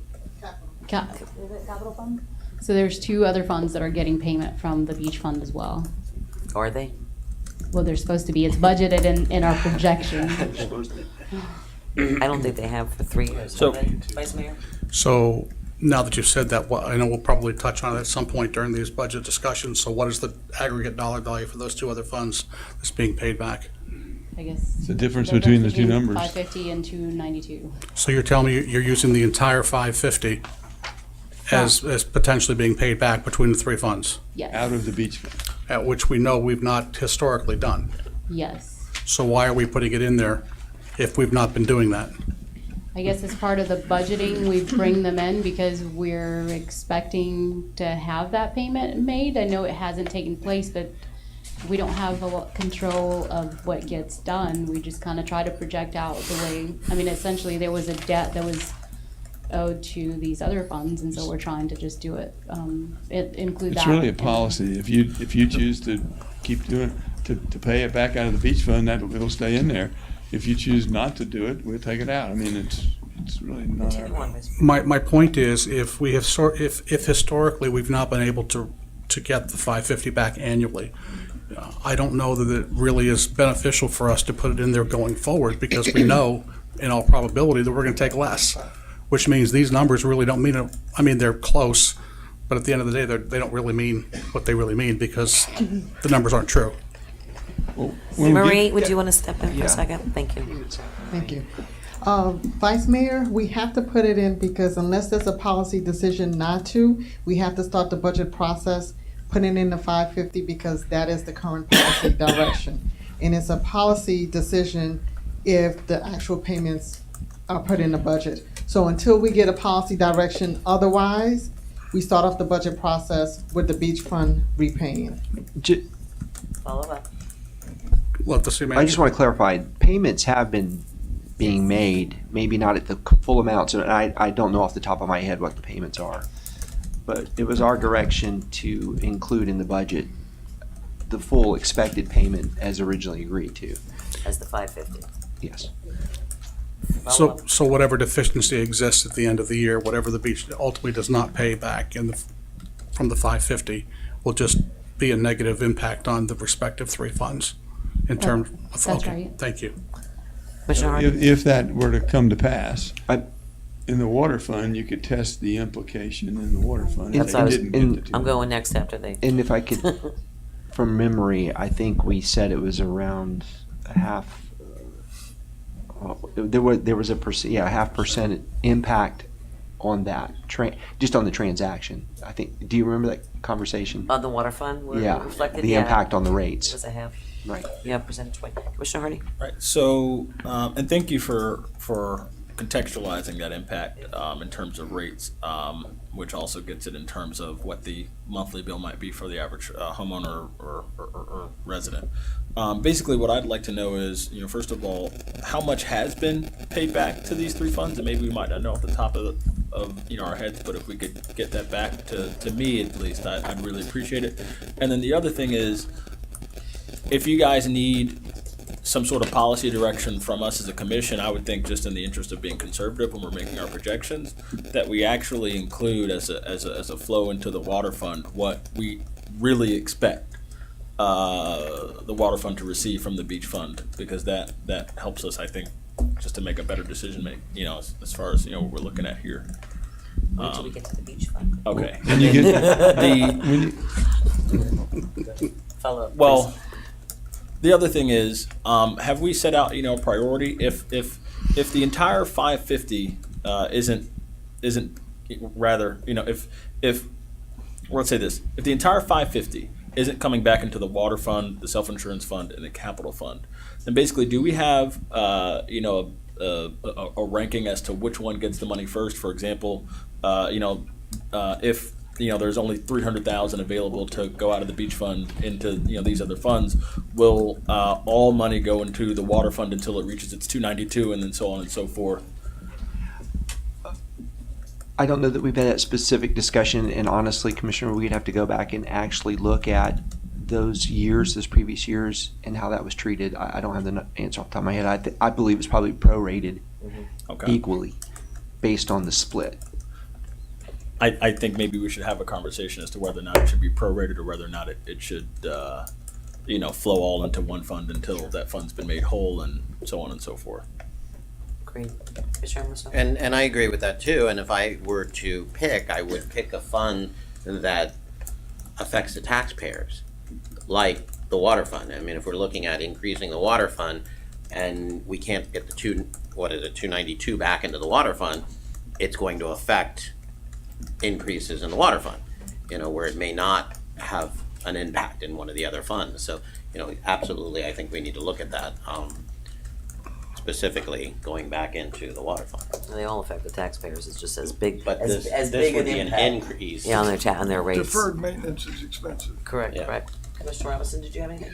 I just wanted to say that deferred maintenance is expensive. There you go. Vice Mayor, did you have another one? No, I just wanted to hear what Commissioner Robinson had to say. Thank you. Shall we? Yes. So then the Let's. next. We shall. Then our next slide was really the impacts. I'll go back to the slide.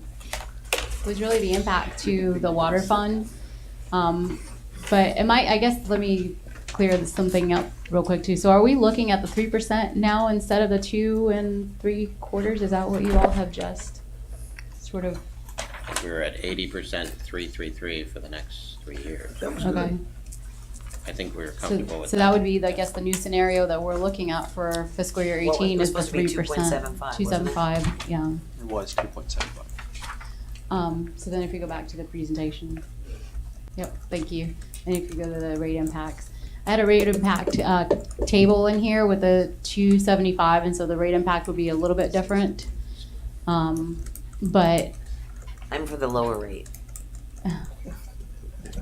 Well, we all are, but it doesn't make sense at this point. You just switch it out. Because remember, your numbers change. I always try to describe this, and nobody ever.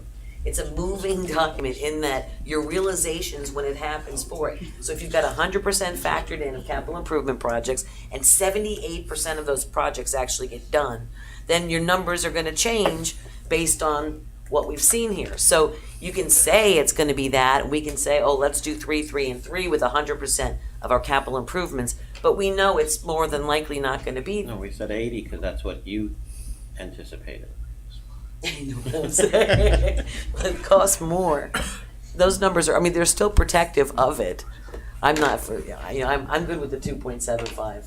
Because I think that the numbers, when they come in and are factored in, are gonna be realistic, and they're gonna put us in a better situation than we currently see. And if That's you do- my personal. At 80%. If you do 275 and then 3.3, that's not very much different than 3.33.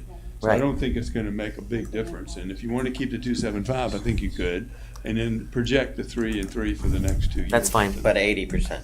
Yeah. Yeah, that's fine. I'm So just then I good. guess the rate impact table that I have is correct. There you go. 275. I was trying to help you out there. So we were looking last year at the 2 3/4 rate increase, and so it really hasn't changed from one study to the next. And so what that's saying is in fiscal year 18, we were projecting 37.47, and now we're still projecting 37.47, so there's no change. And then if we go to the next slide, we have a comparison of the water and sewer bill for the neighboring communities. And so Lake Worth current is at 66.76, and it would go to 69.28. And keep in mind too, I guess one thing to point out is some of those communities like Lantana and Atlantis and Manalapan and I don't know, there's a couple of them in there. Manalapan. We always said Manapaland. I don't Well, even- some of those are likely to go up a little bit too, just because they're members of the regional system. And so they're gonna have some of those pass-through costs flow down to them as well. City manager? On the comparisons of all the different funds, how recent were these done? As far as the rates, so Yeah, these are comparison effective rates. rates of fiscal year 17. Okay, so you So- don't know, some of these projections that people are talking about right now, They're not projections, no, they're the effective rates as of the Okay. beginning of fiscal year 17. we might actually do a little call around and see what they're comparing to. I think some of them These- have These are all changed gonna be dramatically. moving. Hopefully some of them passed us. Madam Mayor? Yes, I'm sorry. If Mr. I'm- Hardy? Yeah, because I am a little befuddled. Don't we provide water to Lantana, Atlantis, and a few other of our neighbors?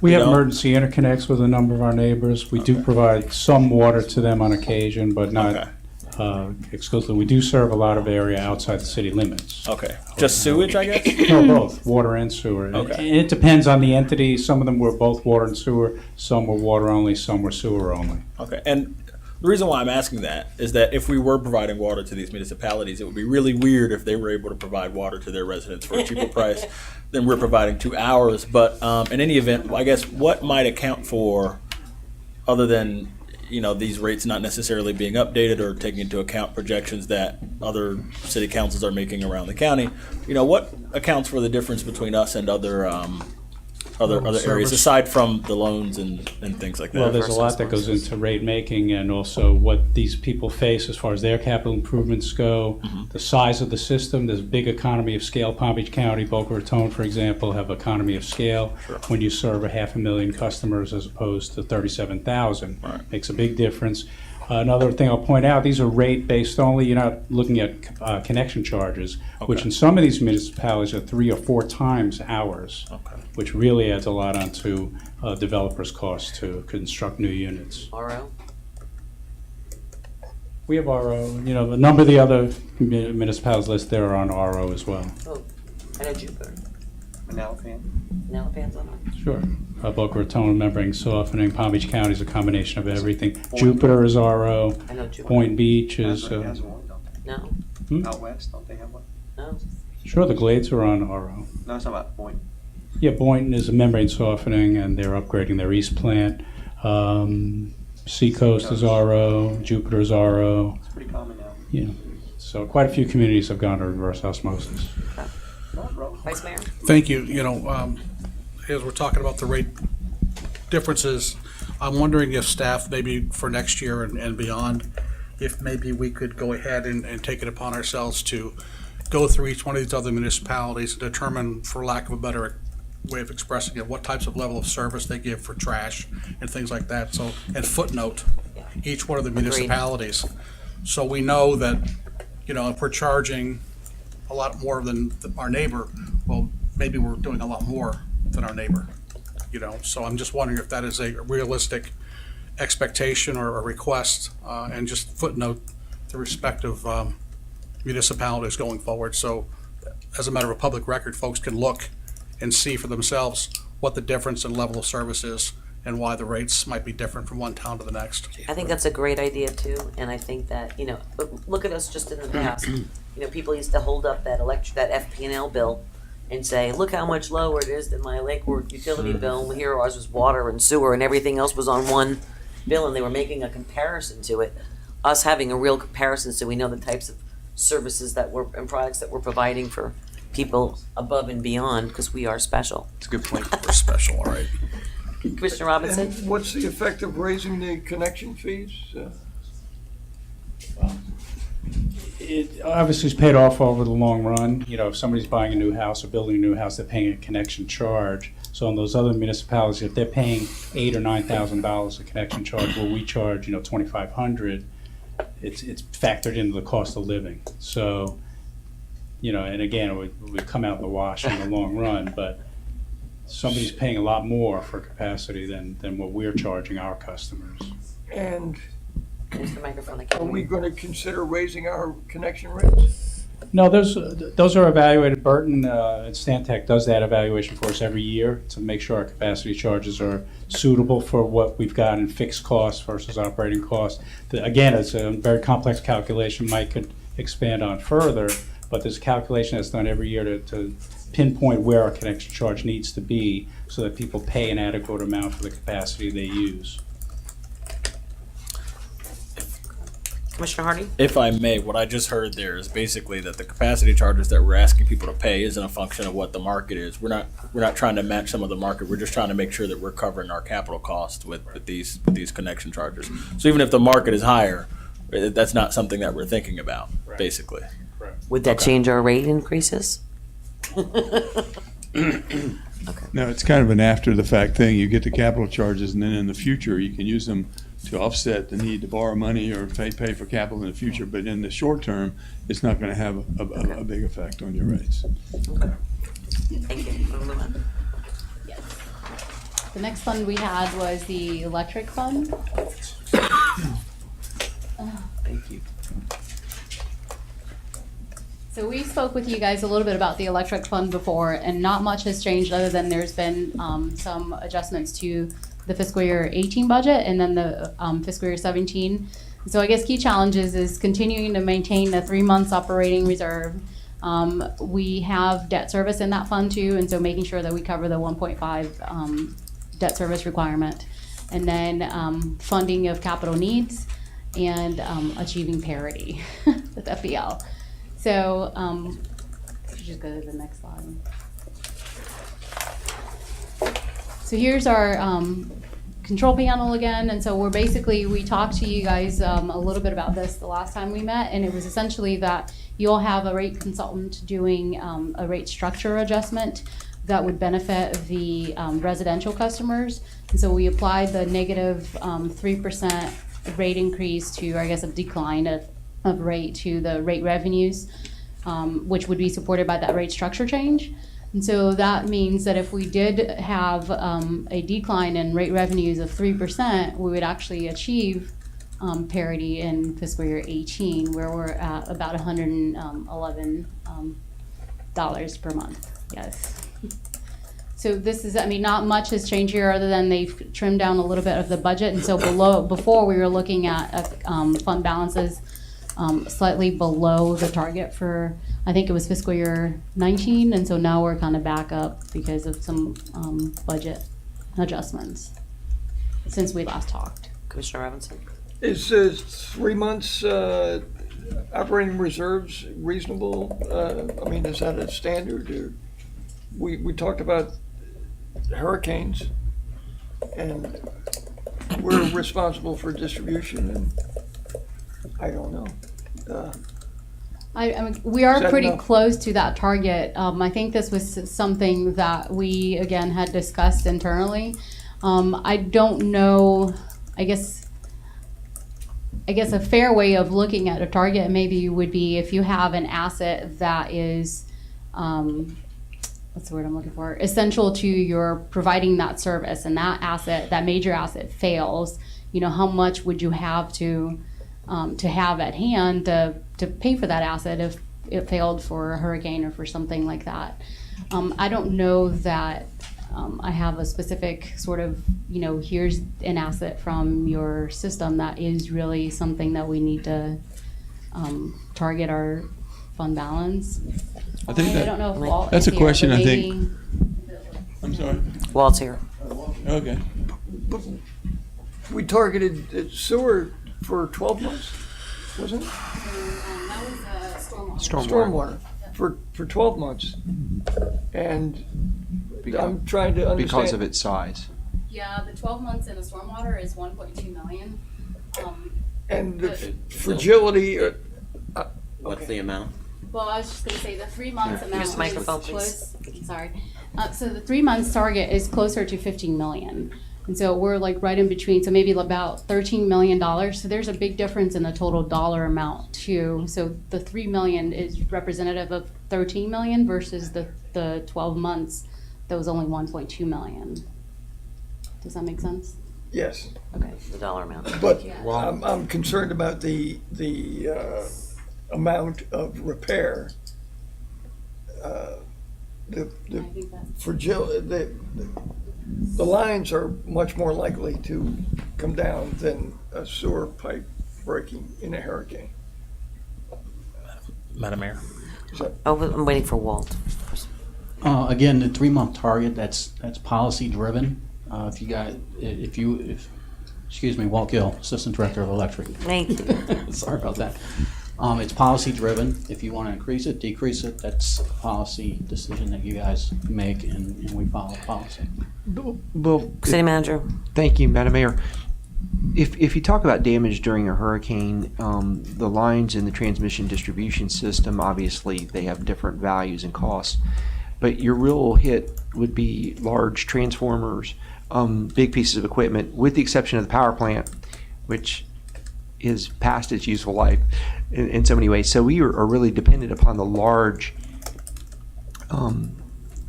capital items we don't own. That's the power generation at different facilities that we purchase from or own through FMPA. So, when you talk about the scale of replacing transformers in the yard, we had to, the one that God really struck 3 times, that was $800,000. $800,000 transformer. So it's not maybe as much of an exposure as you're trying to think in your head. So I don't want you to think that this isn't enough. That's what I was thinking. Yeah, and I know that's what you're thinking. Commissioner Hardy. I understand that we're having this discussion and getting this information, through this workshop process, but I am a little concerned because the amounts may be different, but I think the principle should still apply. If hurricanes pose, risks to, the infrastructure that we have, then, and in one case, we need a 12-month operating reserve. I am a little concerned that the target that we have for the number of months of operating expenses might be a little too low. I understand that addressing that concern has implications, but I first of all wanted to register, and second of all, I do want us to take maybe a second look at that and make sure that we're doing the good thing and being conservative about that. Madam Mayor? Vice Mayor? No, okay. Oh, sorry, I don't want to interrupt you. Did you have, sorry. No, No, I did. Someone said Madam Mayor. I did. Sure. I said okay. it. Yeah. I wasn't sure. I think all the discussion you're having is very interesting, and I think that you can look at that even further. I do think that realistically, if you want to get parity with FPNL, I was just going to mention you that. can't do anything until you get into the years when those fund balances start growing. Right. And when they start growing, we do some studies or do some assessment that you want to have it a little bit higher, you can move it higher without affecting your rates. I think it is that I served on the American Waterworks Association Rates and Charges Committee, and we wrote a rate manual, and in that exercise we evaluated what reserves at least a water and sewer utility should keep on hand. And the basic guideline was it should be anywhere from 2 to 4 months of O&M expense, and possibly a capital reserve equal to 1 year's average capital improvement of the capital improvement program in the next 3 years. So I think your 3 months is really good. You're okay with that. But I think in light of the consistency policy, you could look at that. I will say, though, that I've been doing this for 30 years, and when you have a small utility, you usually have a higher percentage reserve to get at least an absolute amount of dollars that will even do anything for you. When you have a very large utility, you can have a lower percentage reserve and still get enough dollars to protect you against what you have the reserve for. And you have the reserve for liquidity and protection against catastrophic failures. And so the fund balances keep increasing under that model? They do. Yes. Right. So I'm saying, so we can stay here, we can meet rate parity, which is an ordinance, which means a law that we formed for the city commission, and it's within 5 years, and this would be year 5. January. So we can say that we achieved rate parity in year 5, and we still have a growing fund balance, which means we could put more reserves aside as we continue on past year 5. Does that sound amiable, Commissioner Amoroso? I saw you had it, and then I'll come back. Yes, I agree with you, but City Manager, tell us where the future conversation or funds would fall into play for the retooling. The retooling of our utilities, that conversation needs to happen soon.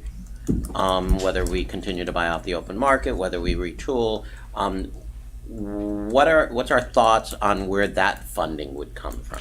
Well, before you talk about funding, the conversation, and this is where we're in the process of bringing in the consultants to actually develop what we've been calling the business plan, so that you can find out what makes sense for us, for our domestic needs, and if there is a place for us to actually maybe export electricity. And this would also include our delving into renewables and the SIMREC project. So all that needs to be thrown into the hopper to give us that answer, Commissioner, about what the cost would be. Because we talk about replacing the museum of electric generation that we currently have over at the electric plant. And I say that tongue in cheek, but it literally was outdated in the 80s. But at some point, would that not be here? That will be, if there is a cost out of that business plan, then we're going to have to figure out how to fund it over time, and those investments will have to make sense in the rates. And how does the solar play into We- it? And all those and things have the to take rates? into play. And renewables. That's correct. And what's the homes market? selling back energy as more and more homes go solar? What's the market doing around us? You So know, right what's now, the none of that regulation is doing? here. None of that's reflected here. And we're still looking at $10 million in growth in the operating fund over this time. And we can talk about a revenue bond. We'll talk about that. The revenue, that would be a part of the whole discussion. For the new investments in the plan, okay. But we need to determine what that is. That's a whole What other is the conversation. investment? Look at the rates. Commissioner Hardy? If I might follow up on what Mr. Burton just said about the small utility and the reserves required by a small utility and the needs that those reserves might address in a large utility and so on and so forth, where do we fall in that scale? Are we that small utility that needs a whole lot of reserves? Or I a think large he was utility comparing that the can- sewer against the electric. Okay. The small and okay. large. I see what you're saying. All right. Thank you. Thank you. I have to speak for you, Mike. No, you're right. And the city manager's assessment about what the major components that could be damaged and could fail was really a good way to look at it within the context of the absolute dollars that you set aside. So I think he's really right about that.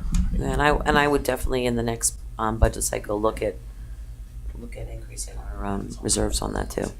I think we're in good shape to do that. We've got a growing fund. Good job, guys.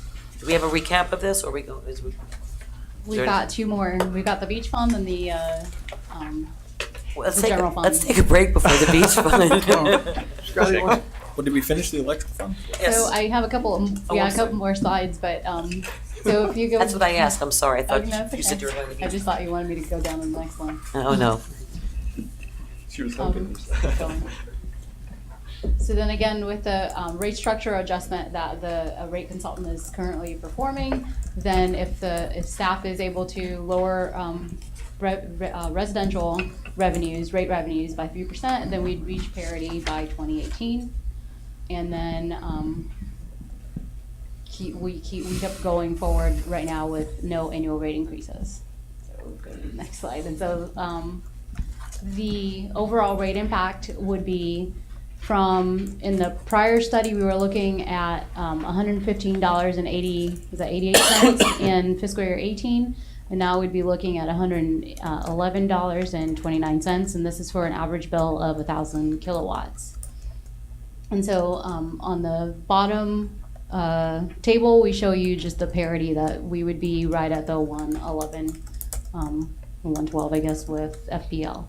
Wait, does that show us that we're lower than by 21 cents? 21 cents, yeah. Yes. I'm sorry, ma'am, I don't know what you, Well, what did no. you say? Does that say that we're lower by 21 cents from FP&L's rate? And that's, I thought that's what you said. Want to Call the repeat news, with the newspaper later. He's not here. Sorry, he's maybe watching. Okay. I just want to say, after we have the massive block party that we're going to have, when we get below There will be a massive FP&L, block there party. should be a massive block party because that is quite an accomplishment. After we have that block party, I would like to maybe consider us investing in, perhaps more conservation staff or in a big push so that we can talk to residents who haven't seen this in their homes, perhaps because their homes are old, they don't have the various things that modern homes have to make sure that they're using energy efficiently. After we get to this point, I think we need to have that discussion about how we can get the message to people that, hey, here's what you need to do to make sure that you have this benefit. If it's hurricane windows, if it's insulation, or whatever, I think we should probably invest more in that. We do actually have it. Anyone can have it free. Yeah. We did put the program into place. But a lot of people don't Do the know. audits, yeah. And we were doing it in our newsletter consistently, and now I don't think we're doing it in the newsletter anymore. I'm not sure. Yes, agreed. Just We keep need to talk reminding them. about that. Yeah. Just keep reminding them. Yep. Okay. So in the very next slide, we just have the comparison between some of the communities around, surrounding us. And so we can see that Lake Worth is currently right somewhat in the middle of the pack, and it'll drop slightly to just one spot, I guess, or two spots. That's Havana, Florida, Yeah, And why is Yes. as we Why say. is FP&L at 109? they didn't update it. 2017 number. Yeah, exactly. These are 2017 rates. Oh, Okay. okay. Vice Mayor?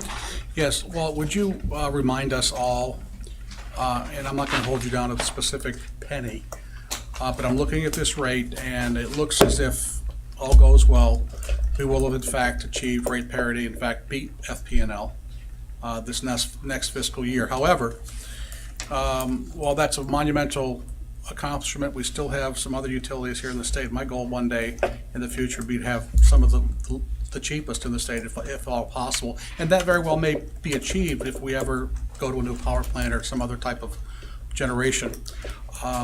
My question is, where were we 5 years ago? What was the difference between the city of Lake Worth and FP&L 5 years ago, and roughly in dollars? Was it $20, $30? So We were, FPL 5 years ago, I think, was at 91 and some change, and we were at 123 and some oh change. my.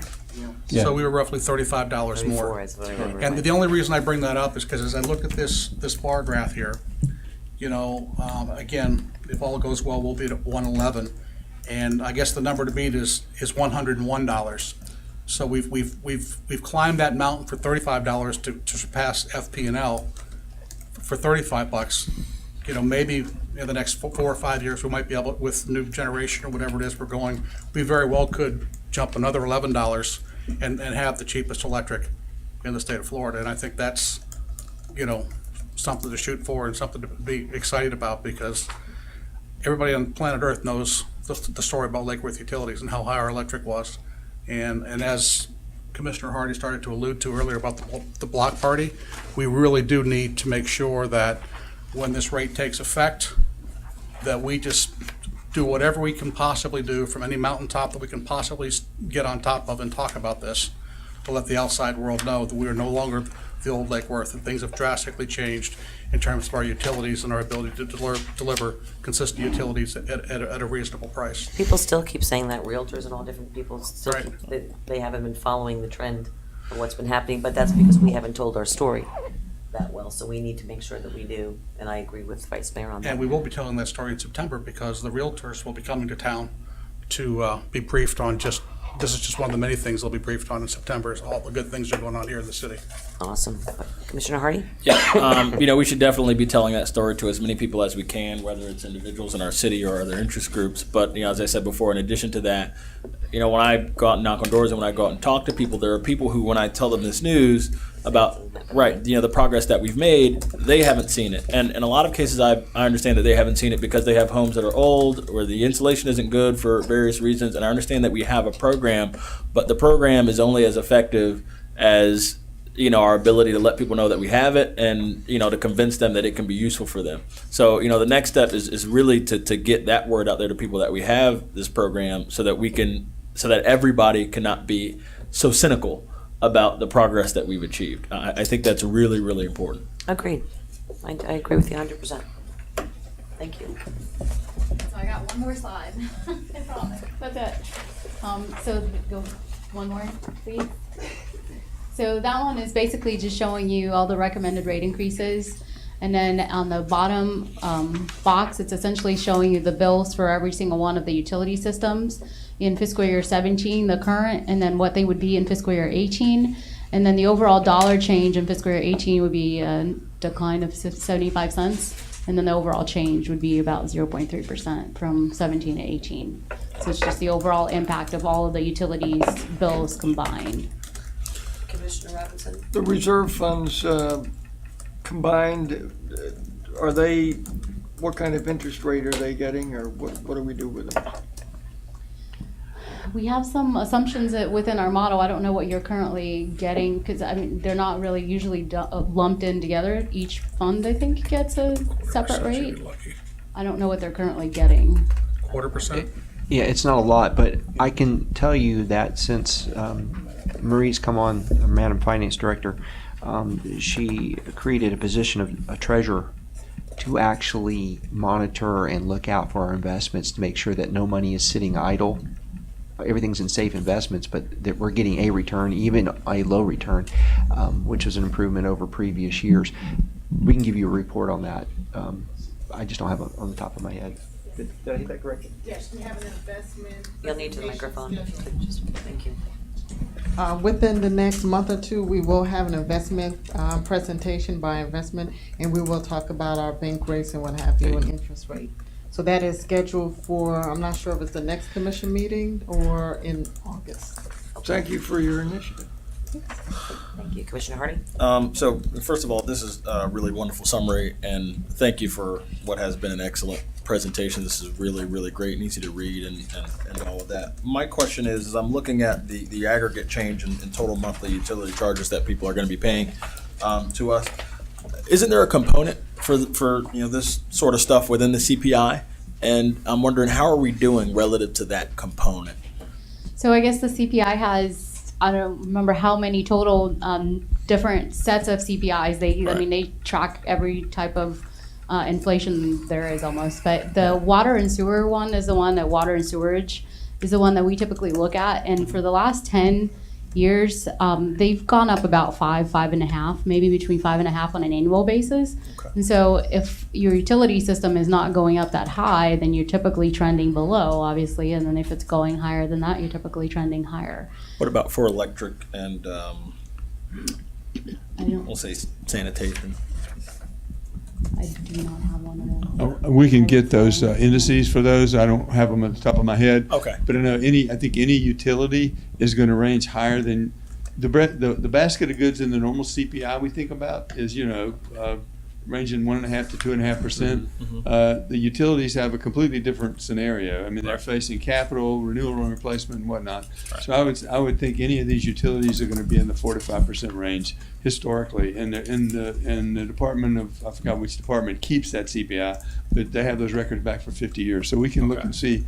I know there's an indices for sanitation. There may be one for stormwater, and I'm sure there must be one for electric, and we'll bring that back to you. Okay, thank you. I think that'd be useful also in us telling our story.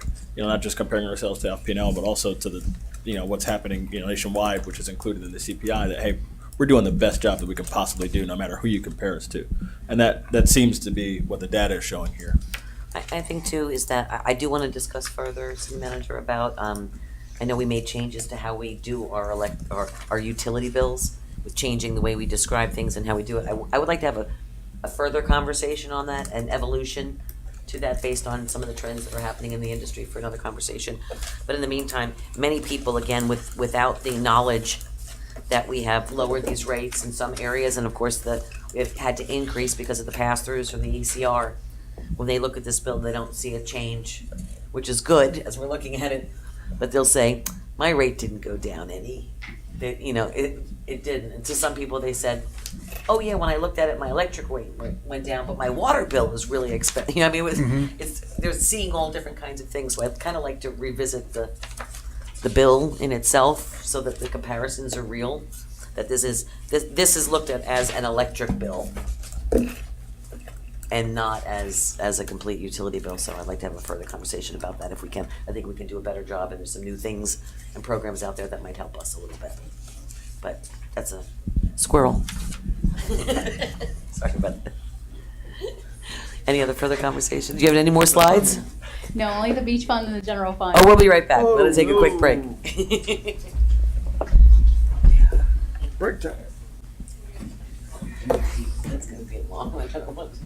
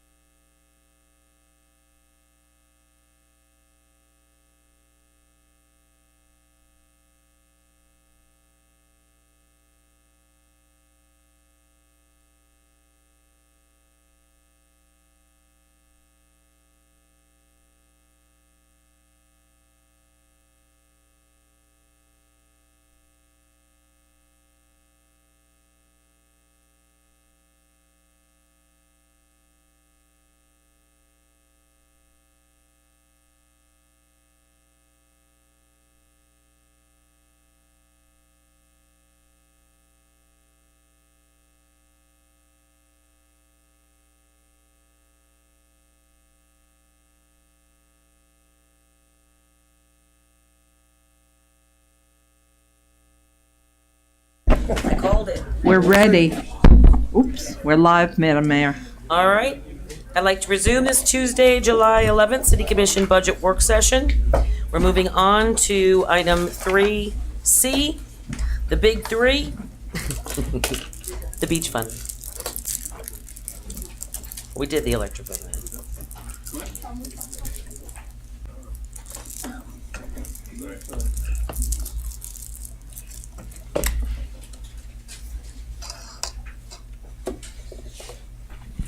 You should be on.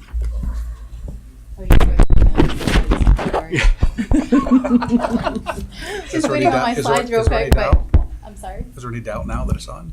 No, no. I've got my slides coming up, but essentially the beach fund is something. It's it's the same thing that we've talked about a month and a half ago. There's really not a source of revenue for the fund, and so we're currently running or projecting a deficit, and we're projecting fund balances going away by the end of fiscal year 18. We're going to negative basically by By the end of when? fiscal year 18.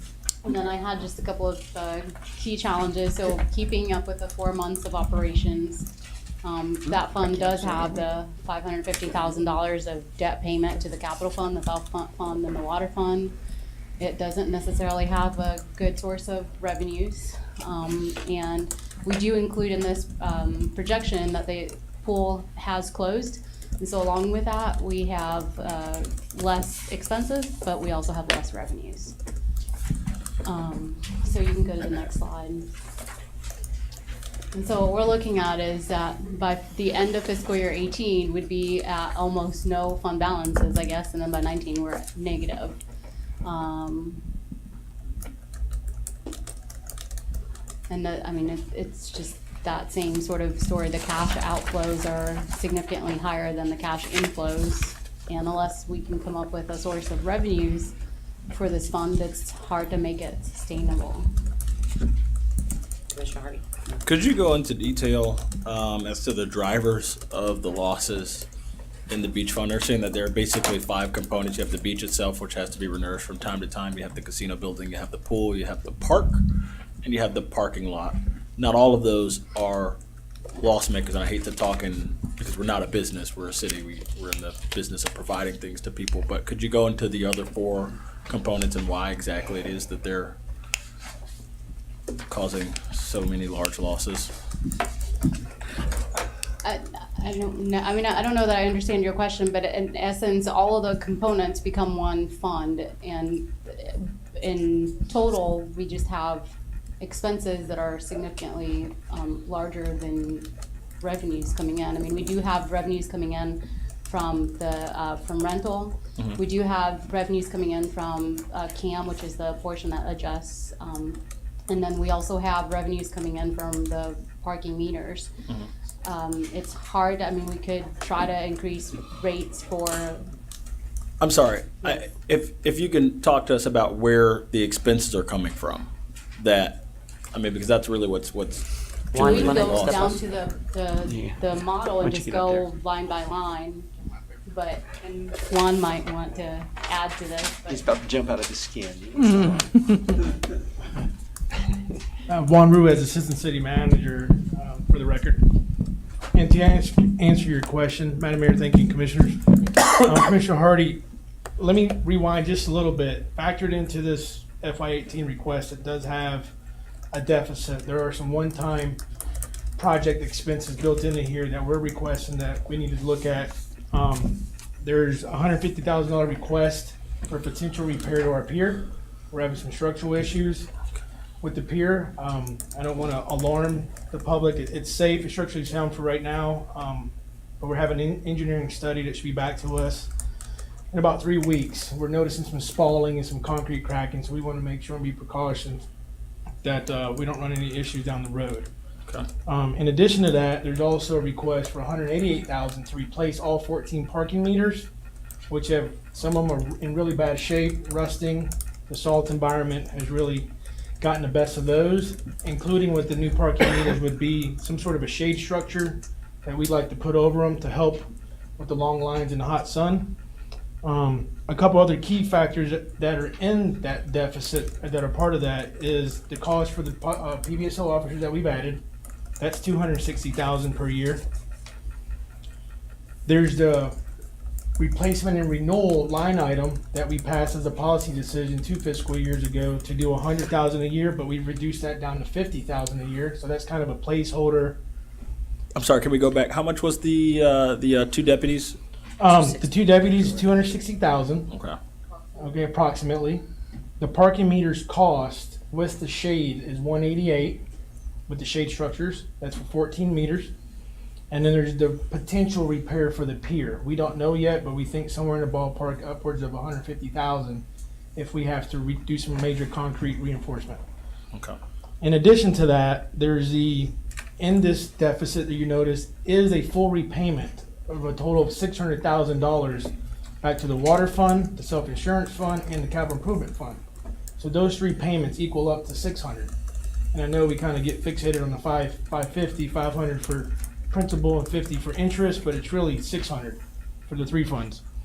In addition to that, there's a line item for potential corrections once our comp and class comes out for about $95,000. And again, we're not sure if we're going to need that much, but there are several factors that build into this deficit to be considered for 18.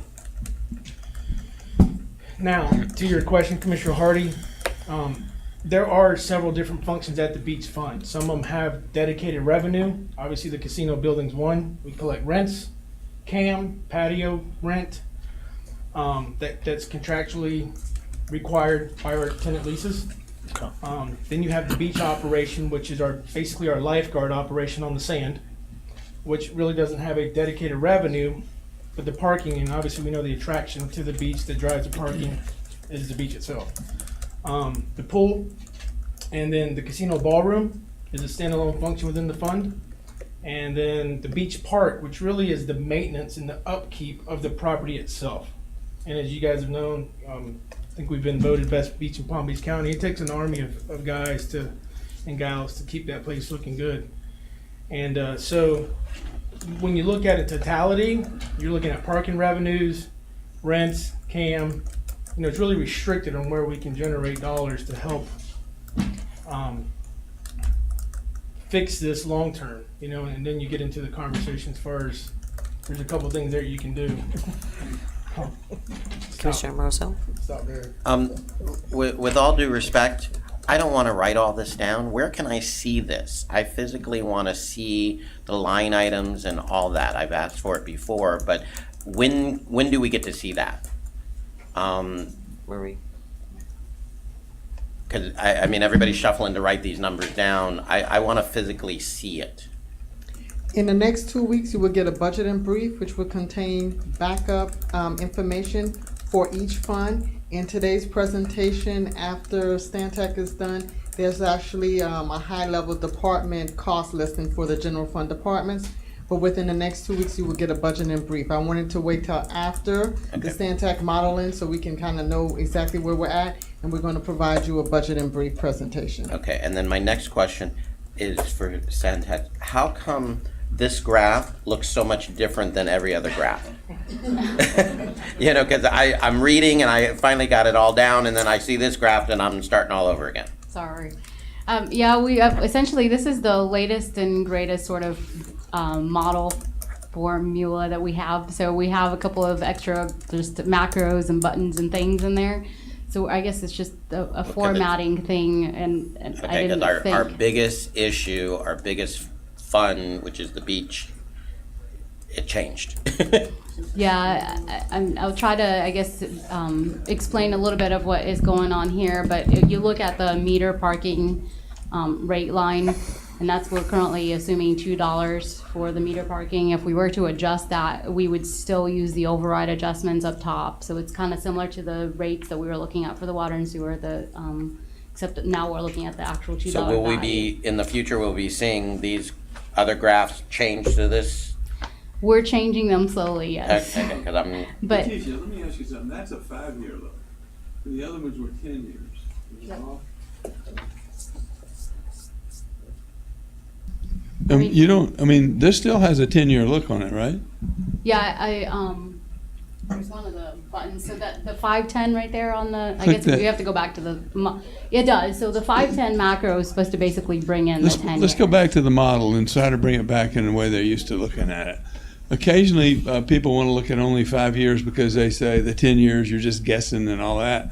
I think it's instructive to look at 10 years because you can see trends out there. We don't know exactly what's going to happen. Well, if But- we're looking at 10 for everything else and then we Yeah. switch to 5 No, here, we it's have it. just, I think when he gets the model up, he can switch it back to the 10-year look. So Yeah, and this is that's the also biggest modeled, I difference. think, a little bit more on, based on our general fund and not the utility funds. So you can see up on the total revenues line, so what that's showing you is this is the cash in that you're bringing in like $1 million, but a dollar amount. So the red line is showing you the dollar amount of the red line over here on the cash in versus cash out. So the cash in versus cash out chart is exactly like the water fund, the water and sewer fund, or the utility funds, but then you actually have the dollar amounts that match those lines on the total revenue dollars and then total expenses in $1 million. And then you've got the cash surplus and deficit is really the difference between the two. And then the projected end year balance is really what we're saying the fund balance will be at the end of that fiscal year based on those cash in and cash out lines right above it. Then the reserve target surplus is how much you would be over or under your reserve target. Oh, and then, oh, Here's the 10-year look. That looks more The familiar. color is a little Yes, different, it's but more familiar. that's what you're used to looking at. And now it looks at. I think the purpose behind the 5 year too is that it just looks really bad when you go out 10 years. So we were trying to just not have. Well, we need to see what it is. Yeah. Or You bad. didn't protect us on the other funds. Or bad. But they didn't look this bad. Better. Consistency. Worcester. So then, the next line we were talking about is the reserve target as, deficit over, the surplus or deficit over the reserve target. That capital improvement execution percent is the same one that we used for the water and sewer. And then we have the capital expenditure shown right there too in millions of dollars. So it's kind of like a summary with the actual dollars. This type of model we use more for the general fund, and the general fund that we have is actually more similar to this on the panel than the utility fund. You have a follow-up? Yeah, so we know we have no revenue source. Is there a recommendation? So I guess our recommendation, Make money. yes. I mean, this is really a policy, I think, decision. I mean, the fund was created with the intention of being self-sufficient, and it hasn't been able to get there. And so, it's a matter of policy. What do we do with it? Commissioner Robinson? I really hate to raise the issue of our income is across the board $2 on parking, and we haven't addressed it at all. I've mentioned flexible rates.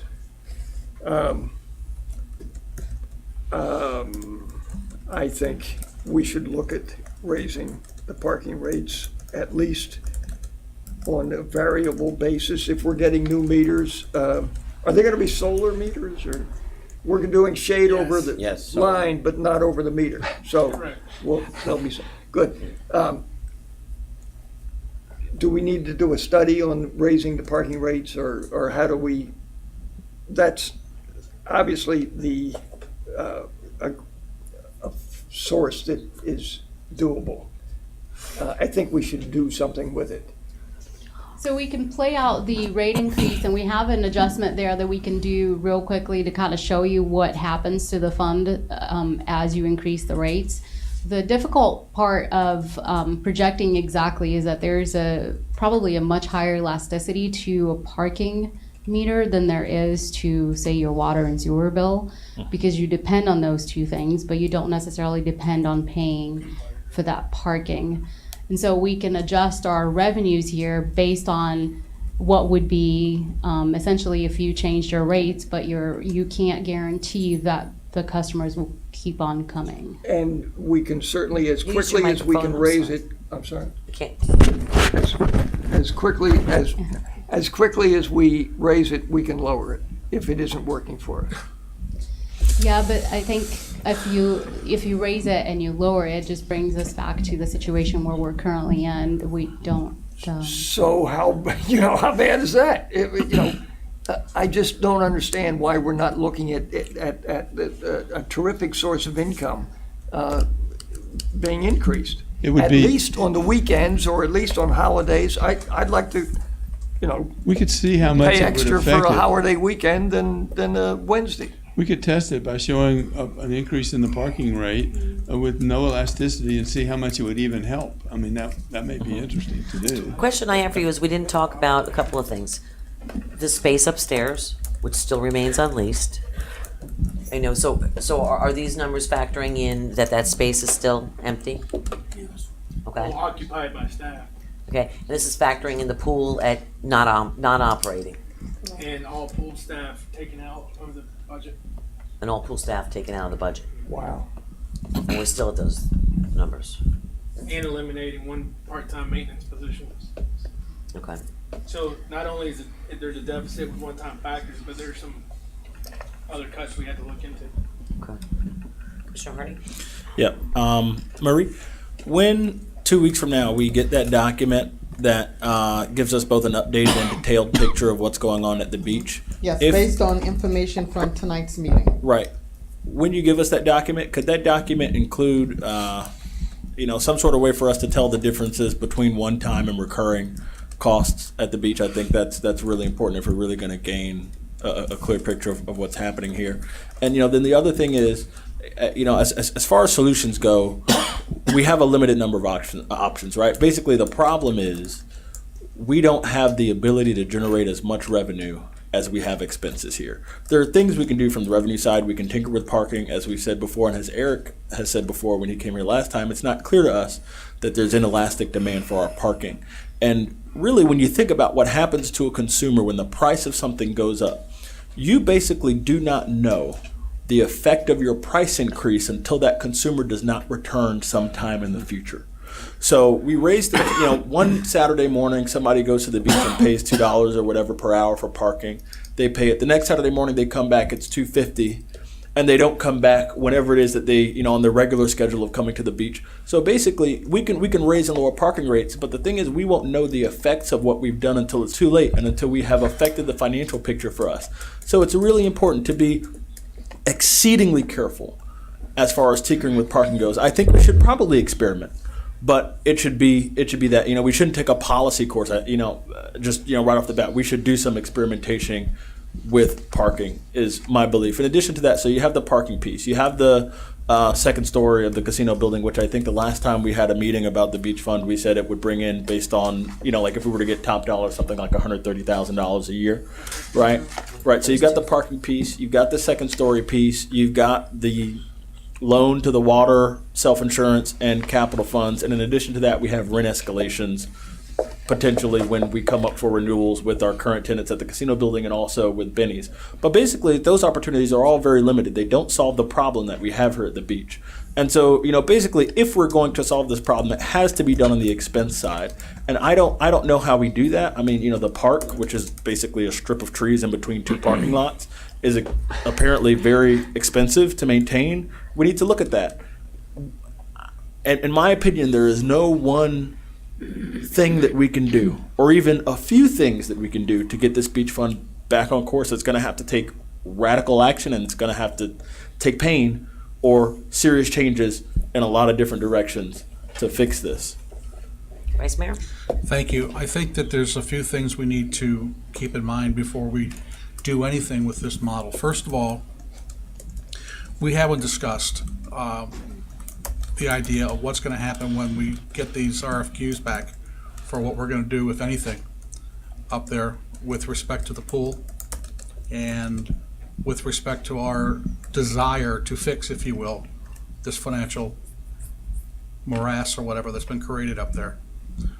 So that isn't being factored into this. The other thing is, according to Juan's number, between the $600,000 repayment to the city and his capital requests, that's about $1.2 million. 1.3, that whole list comes up to about 1.3. Is it 1.3? Okay.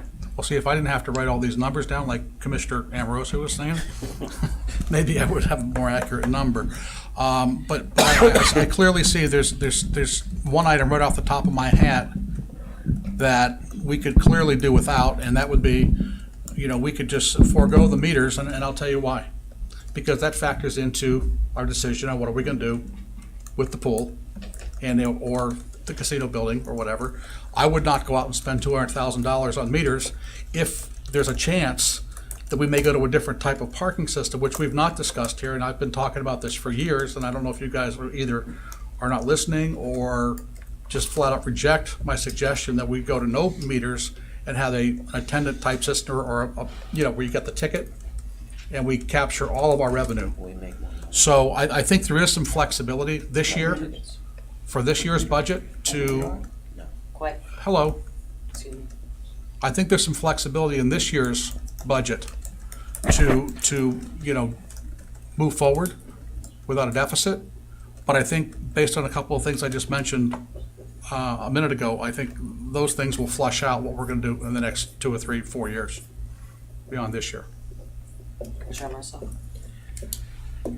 I agree with everything Commissioner Hardy had mentioned, but look at where we are with the deficit. We need to have serious conversation, because anything that we're talking about with the pool, with the future, any future development, it's going to take a couple years. At 18, 19, we're already below. We're going to have to try to figure out where we're going to come up with money. It's going to have to come out of the general fund to subsidize the beach, while we're trying to figure out what to do. I think in the last conversations about parking, how, I think that it needs to be a more streamlined. Right now, we're making more money on parking not having one of the gates because of the people that are overpaying, the people that are continuously turning around up there, the people that are getting ticketed up there. I hate to say we're making money on tickets, but at this point, we're making $1.6 million. About 285 in citations. And we need that in order to cover, and we're still not covering it. So I think it's a bigger conversation, and it needs to happen yesterday, and we need to figure out now in this budget cycle how we're going to subsidize, what is already, losing. And if I may, I don't want to wrongly influence the structure of the parking system, but keep in mind that this is a shared property. It also needs access for the county side. So, the one-stop toll would probably require conversation with the county, and also reconfiguration of the traffic flow, because it was designed for meters. So where do you put it? The traffic impact for lines backing up, kind of a city place situation, whatnot. So again, we haven't had a study to look at one versus the other, but if that's a policy decision to look at, we can certainly do so. But keep in mind, it's a shared access to the county side, which could be, and I don't know for certain, problematic. Yeah, I guess I'll start with parking and I'll work my way back. As far as parking goes, we want to be more. I'm sorry. I'm a teacher now, but I'm that kid who puts his hand up early and then goes like this. I know the answer. Right. So he was the Arnold Horseshack of his class. Okay, so when it comes to parking, basically, what we want to be when we're charging people for parking, we want to be more like an insurance company than anything else. We want people to pay for the safety of not getting a ticket, and if that means that they overpay, then they overpay, and that's money that we get, and that we get to. It's a space that we get to monetize twice to some extent, and I'm perfectly okay with that kind of model at the beach. The other thing is, and I'll start with the general fund impact and how important it is that we don't ever get to that point. Because it's not clearly discussed enough. Basically, when this line gets to zero in fiscal year 2018, that means that we're taking money out of the general fund. And as far as I understand, it's not like we have a lot of money from the general fund to spare. Agreed. You know, and so, for me, the idea of taking any money out of the general fund when we're barely being able to afford the services that we're providing to our residents right now, and when we need to be able to fund additional services and we're unable to do that, the idea of taking money out of the general fund to subsidize what's happening at the beach is repugnant to me on many levels. And so I don't think that we should ever allow ourselves to get to that point. And if we do need to make hard decisions about what's important and what's not. It's important for all of us up here on this dais to have a concept of a priority. And so if we're talking about amenities versus basic things like code, which we need, right? Which, like PBSO deputies, everyone knows I would like to add some more deputies, but it's tough. They're expensive. So if we're having difficulties adding deputies and doing things that are just basic and fundamental to, to the idea of local government, then we can't ever have the conversation of taking money at the general fund and putting it in the beach fund, because that just doesn't comport with what it means to have a priority. The stuff in the general fund is what we need. The stuff in funds like the beach fund are the things that we would like to be able to provide as a city that has things to do for its residents. And that's cool, but there's a difference, and I tell my kids who I teach all the time, there's a difference between the stuff you need and the stuff you want. And I think it's important for all of us to keep that lesson in mind as we think about this beach fund. And, as regards the pool, I've been corresponding with staff, and staff has been great in getting me information about other pools throughout the county. Basically, and I just want to make sure that this is really clear. A lot of people assume when we talk about the pool that there is a negative correlation between traffic and losses at the pool, right? That if we were to double our traffic at the pool, we'd lose less money. And based on what I've seen throughout the county, that's not true.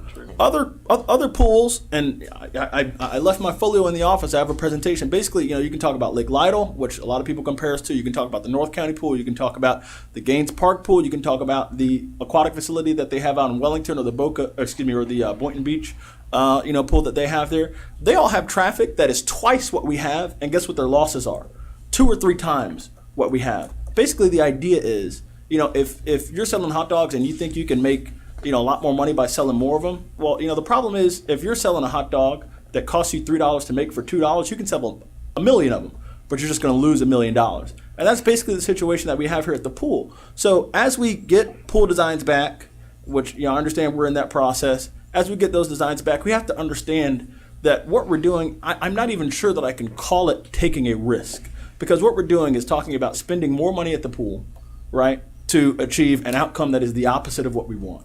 Right, which is the pool to not contribute so terribly to the losses that we're experiencing at the beach. So we need to get very serious about this issue here, because it is really going to threaten our ability to provide services to people who need them and who need more than what we're able to provide. I think that's incredibly important. We cannot be, immature, and I don't use that word lightly, but in my opinion, if we're unable to have priorities about this stuff, what we're being is immature, and it's really important that we not be that.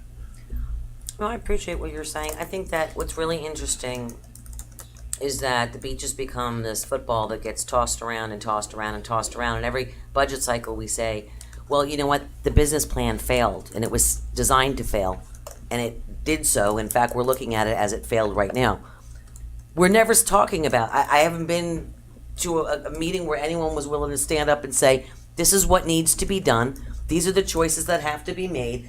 It needs to make money. What are we looking at? If we make investments, what can we expect as a return on those investments? Treat it like a business, or let it go. I mean, it's not my intention. I've been a supporter of the pool. I've been a user of the pool. I love the pool from a nostalgia point of view. And I know there's a lot of people like myself that love that pool. But how do you take this business model and not scrap it, make it, enhance it, make it better, do what should have been done in the very beginning and make it work?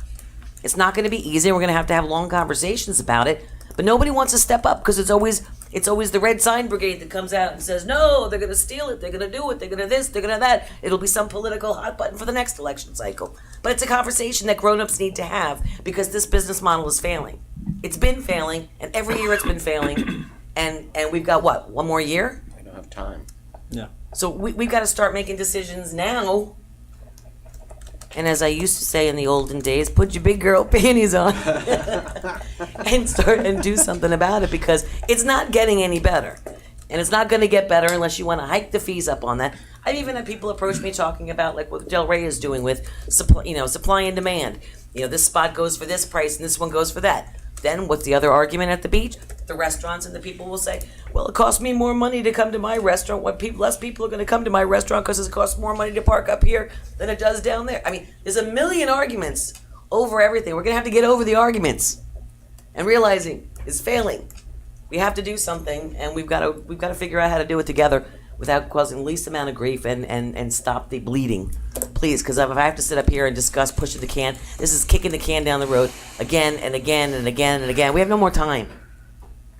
Sorry, Commissioner Robinson. I've heard more people tell me that they're not coming back to Lake Worth Beach because of the meters than because of the rate. And that's a fact as far as I know it. You know, standing wherever it is and they can't see it, yada, yada, yada. They've told me that they're not coming back because of the meters. The restaurant could stamp a ticket if you're going out the gate. That said, I'd like to ask Mr. Burton how we could do a revenue bond, or how we could, what is your advice to make this thing break even? Well, we need to at least pretend that we're going to have a revenue so that we can get more money to fix, because it's clearly not working. It's going to cost us more to fix it than it costs to build the thing. So do we wait for the study that we haven't gone out for yet at the rate of how many dollars a month? You know, clearly, yes, we need to do something sooner rather than later, and it's not going to come, I hope it doesn't come from the general fund. I certainly agree with Commissioner O'Malley that It's coming from there. Well, Vice Mayor? Thank you. My recommendation, very simply stated, is that we defer for this year whatever amount of money needs to be deferred on repaying the doggone loan, because we've been doing it anyway, okay? And we take a real hard look at the capital expenditure for the meters. In doing that, that'll take care of this fiscal year. It gives us the opportunity to get the information we need back from the consultants on what options we have to do at the beach, and then we can have a more robust conversation about how to treat the meters, how to treat the parking rates, you know, what type of potential new revenue may be generated as a result of the new projects or whatever. But going through with this plan the way it is makes no sense. It's an exercise in pencil whipping. It's a pencil whipping exercise. This budget needs to be whole. There's no reason that, for the sake, and I can't believe I'm saying this, but for the sake of repaying back the loan, that we're going to have a deficit this year and then wipe out the fund balance next year. I mean, we've already screwed this up enough. One more year, and in my mind, that would be the last time we defer this money. But we give ourselves an opportunity to come back and look at this holistically now that we know the pool is something on the table that we haven't really been considering in the past. That's my recommendation. If I may, Madam Mayor, I'm sorry. And I don't want to get into a cross conversation. When it comes to the parking meters,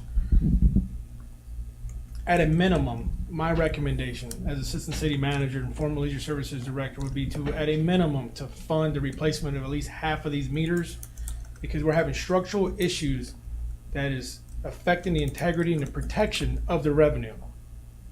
The corrosion, the rust, the guts, the mechanism, it's a harsh environment. So we're not coming forward with a request for capital dollars because we want to. We need to replace these meters. And I think we can cautiously do it over a 2-year period. Ideally, we'd like to do it in one shot because of the technology, the 4G, 3G, because the new meters will be on 4G, the old ones are on 3G, and that could create nightmares with counting dollars properly and whatnot. So if anything, and I can respect your point, Commissioner Maxwell, but that's one area that I would, from a staff side, recommend not funding. So when we go to 5G, do we have to change the meters again? When we go to 6G? I mean, don't any of these systems update themselves through different technologies? Let me get Larry. he's my parking guru with the meters, but I know it's. I mean, it just seems that the way technology, as quickly as it moves today, And again, it's every not- year we'll be replacing the something. compatibility to technology is a factor. The biggest factor is the structural integrity of these rusted meters. Okay, but we might want to look at the technology side just to see what's gonna be upgradable. 6 or 7 years. Hi, Larry Lightfoot, Park Enforcement Manager here, City of Lake Worth. Good evening. Do you have some pictures that I'd like to show?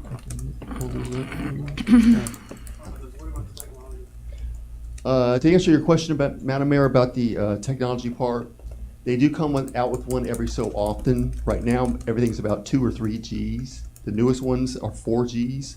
The only way that we can do it is to replace the modems themselves inside of the meters, which we can actually order them and replace them even if we had the new meters. So if they come out with 5Gs next year, or 2 years now, or 6 years now, we always replace them, still have it. Okay, thank you. Commissioner Moroso? Okay, because on a national level, AT&T is trying to do for the new autonomous vehicles, they're trying to update everything to 5G. I would definitely look into that and check and see if we can go to 5G now, because everybody else is trying to do it.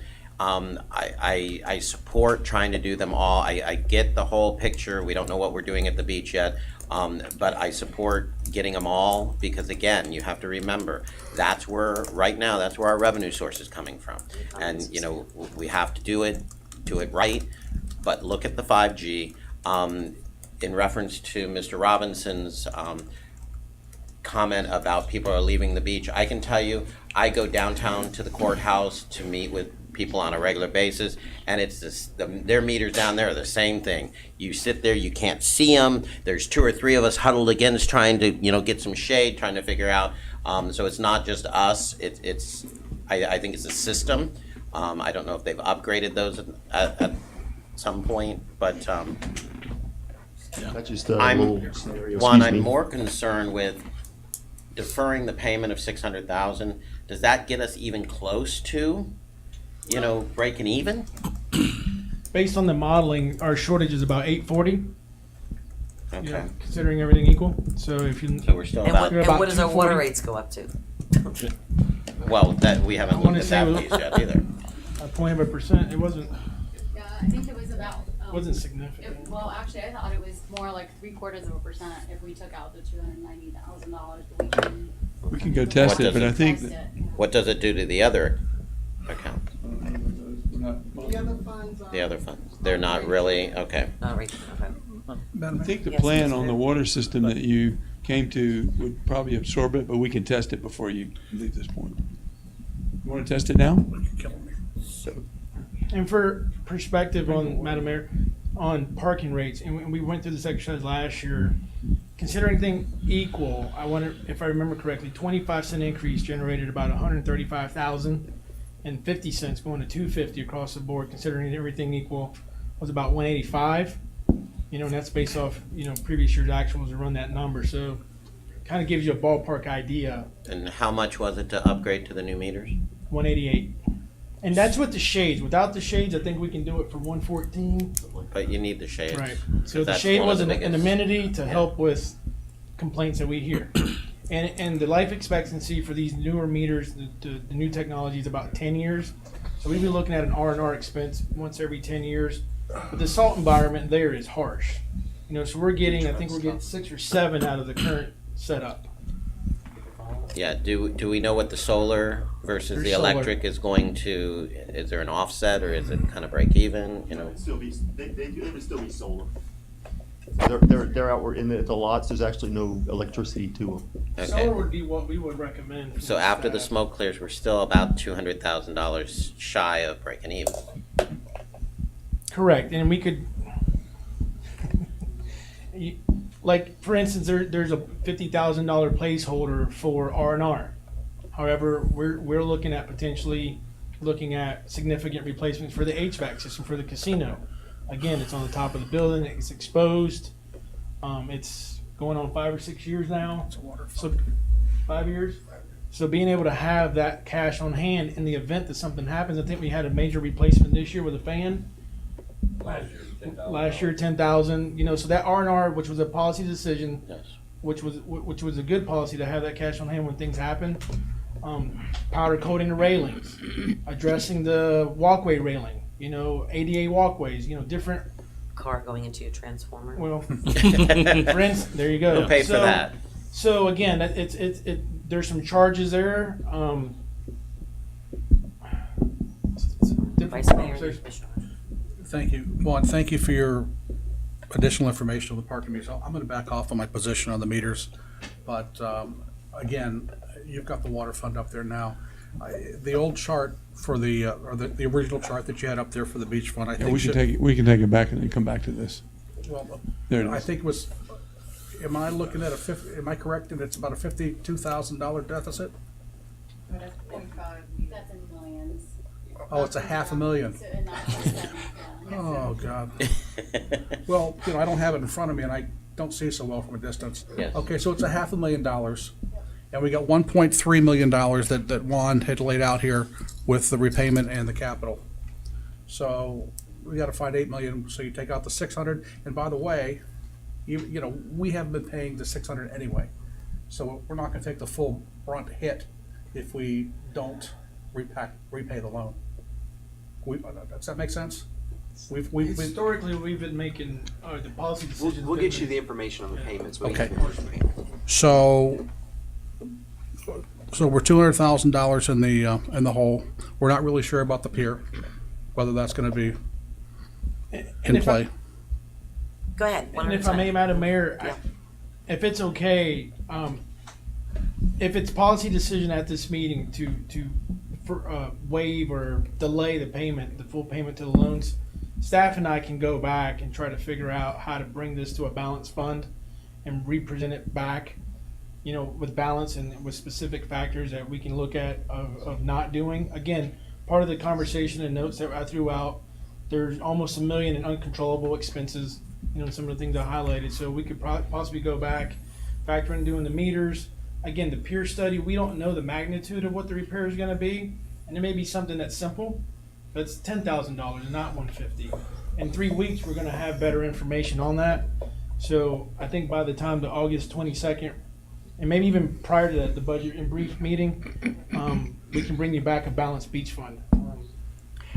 And if I could also, there's some major investments that would be technically related to infrastructure. Remember, we're having a conversation on sales tax. Commissioner Hardy. Yeah. I guess let me address that first, and then I'm going to go from small picture to big picture. So basically, as far as the penny sales tax goes, or any other funding mechanism for capital expenses at the beach, to me, that's not the big issue. The big issue is that we have a problem with recurring expenses and a lack of recurring revenue. That's the real issue. So we can do whatever we want with penny sales tax money or with CDBG money or any kind of one-time funding source, but it's not going to solve the root problem, which is the fact that we have recurring issues that have gone unaddressed for a long time. As far as rate increases on the parking goes, it's not as simple as people think. First of all, you have the elasticity problem, and then the thing exacerbating the elasticity problem is that you can talk about, let's raise parking 25 cents or 50 cents, but it's not just raising what people. The increase to what people pay would be larger than that, because what we're talking about is a rate that is per hour, and if I'm not mistaken, there's a minimum number of hours that a person has to buy when they go park, right? So it's not as though we're simply asking people to pay 50 cents more. We're asking people to pay 50 cents more per hour. And then in addition to that, it's not just one rate increase that's going to solve this problem. What we're asking essentially is to have increased rates going out into the future, like an upward trend. And so at some point that becomes unsustainable, and the problem is we won't know until it's too late, at which point we will be in a much worse situation than we're in right now. What we do not want to do, in my opinion, is mess with the parking lot really at all, unless we have a way to do it that is extremely safe. And if we can put that thing in a petri dish and figure out what to do with it, sure. But basically, the parking is the only thing we have going at the beach. And it would behoove us to be exceedingly careful about how we figure out what to do there. The other thing is, I agree with you 100% about the need to protect revenue by upgrading the parking meters. I was out there. I think I gave you a call the last time I was out there. I went up there to have lunch and meet someone, and I saw 3 people go up to a machine. They were unable to pay, and as an elected official, I have to say that I would have done something different. But before I was an elected official, I don't know. So basically, they went up there, they went to go pay. They couldn't pay because the machine wasn't working. They couldn't get their debit card in there. So basically, they just walked into the beach complex. And that's the problem that we're facing. And so I support you on the 188,000, 100%. The other thing as far as deferring the loans, it's something that we need to talk about, and it's perhaps something that we need to do this year, but we should do it with a full understanding of what the consequences for that basically is. What we're asking people to do, we're asking a wide group of people, many of whom are poor, to pay for our beach facility. That's basically what it is. When somebody pays their water bill, okay, they're taking their wages, which, given what we know about this city, we have a 30% poverty rate. There are people here who work full-time and can barely afford to live where they are. And we're asking them to pay a few extra dollars a month so that people can enjoy a pool. A handful of people can enjoy a pool or a park that costs us, $200,000 to maintain that park, which is like a strip of trees, and in addition to the casino building. That's basically what we're asking. So when we do this, we don't need to do it with our eyes closed to all the consequences. We need to do it with a full understanding of what it is that we're doing and who it is that we're doing it to. That's important. In addition to that, Madam Mayor, thank you for mentioning some of the conflicts that are inherent in, I guess, the politics of the city as regards to the beach fund. When you look at the other cities that have things like what we have at the beach, they are not as poor as we are. Let's just say that. So when people compare us to the county, which has Lake Lytle, when people compare us to West Palm Beach, which has Gaines Park, when people compare us to Wellington or Palm Beach Gardens, they don't have a 30% poverty rate. As far as poverty goes, Pahokie's number one, and we are right there.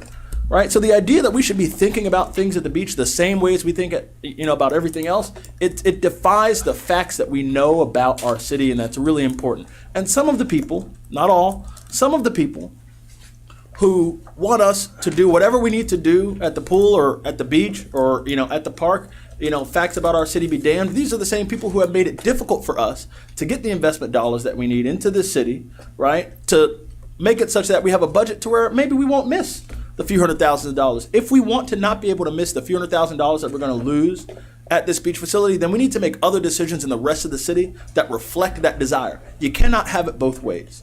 And then the last thing is, I want to make clear that it's not that I think of the beach fund or anything at the beach as a business, because I don't think of it that way. I do believe that cities have the ability, and in some cases the responsibility, to provide certain amenities to people. And it's not that I, or as far as I know, anyone else up here on the dais wants the pool to make money. We're not thinking of it that way. What we don't want is anything at the beach to affect our ability to provide other more vital services to people in this city who need them. Us figuring out how to get those 2 code officers was not a walk in the park, right? Those 2 extra code officers that are embedded in PBSO, it wasn't a walk in the park, and it was a fraction of what we're losing at the beach, right? Us figuring out how to get those extra deputies here was not a walk in the park, and that's a recurring expense that we're going to have to shoulder for a while. And in my opinion, we need other deputies here in the city, especially along Dixie Highway. That's not a walk in the park. The sheriff just upped his price from $124,000 to $135,000, and basically we're going to have to swallow that because we have no negotiating leverage.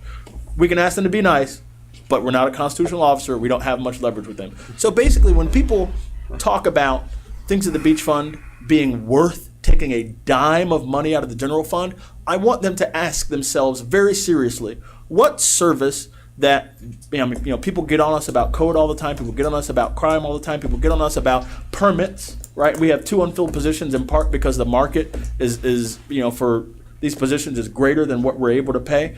What service are you willing to go without that comes out of this general fund to subsidize what happens at the beach? All right, which in many cases is used by people who don't live here, and which in many cases is used by people, I don't really want to talk about class, but you're talking about water bill, everybody pays, very few people go to that pool facility. Those are the comments that I had about that. Just in reference to that, what you said, Commissioner Hardy, the problem is the 7 square miles thing. Yeah. I keep bringing this up, and I wanted to resonate in people's minds. When you come from Palm Beach Gardens in the city of West Palm Beach and these other cities, you've got 45 miles, 50 miles, Delray out to 441, Boynton Beach Boulevard out to Hagen Ranch Road, West Palm out to Ibis. They're collecting from a tax base and supplying these resources and amenities and services in their communities where they're gaining taxes from these large areas. We're 7 square miles, yet when people move here, because we are the best and we want them to move here, but when they move here, They're expecting the same level of services that they got in those other communities that have much bigger tax bases. And they're not factored that into the equation. Answering, then where would you like to give up? And then if one person said this, another person says, no, I must have that. You can take it from here. No, I must have that. That's important to my life. You can take from there. I mean, it would just be a continuous circle. It's our job to figure out what it is. And for me, again, the business plan of the beach has to be looked at. Where can we make so that we can cover a cost? Not make a profit, not make a whatever, but cover the cost that we have. And we haven't looked at ROI and looked at this as business people and said, what can be put into place where we can make this function work? Period. Commissioner Robinson? We just went through how many funds that raise rates every year for the next how many years? And that's not disposable income, that's necessary income to have water and electricity. And now we're talking about not raising a rate for disposable income of going to the beach. I'm sorry, I'm a little confused as to, how people spend their money. If they have to have electricity and water, and we raise the rates, and we refuse to raise any rate to go to the beach, and then we're suffering over taking money out of a general fund to fund the beach, and don't want to talk about parking rates. I don't know what we're doing. It boggles me that we talk about income. There's income on parking, and we don't want to raise it. We raise water, we raise electricity, and boom, nothing. Commissioner Hardy? Right. So my reticence to tinker with rates at the beach has nothing to do with a fondness in my heart for people who park at the beach.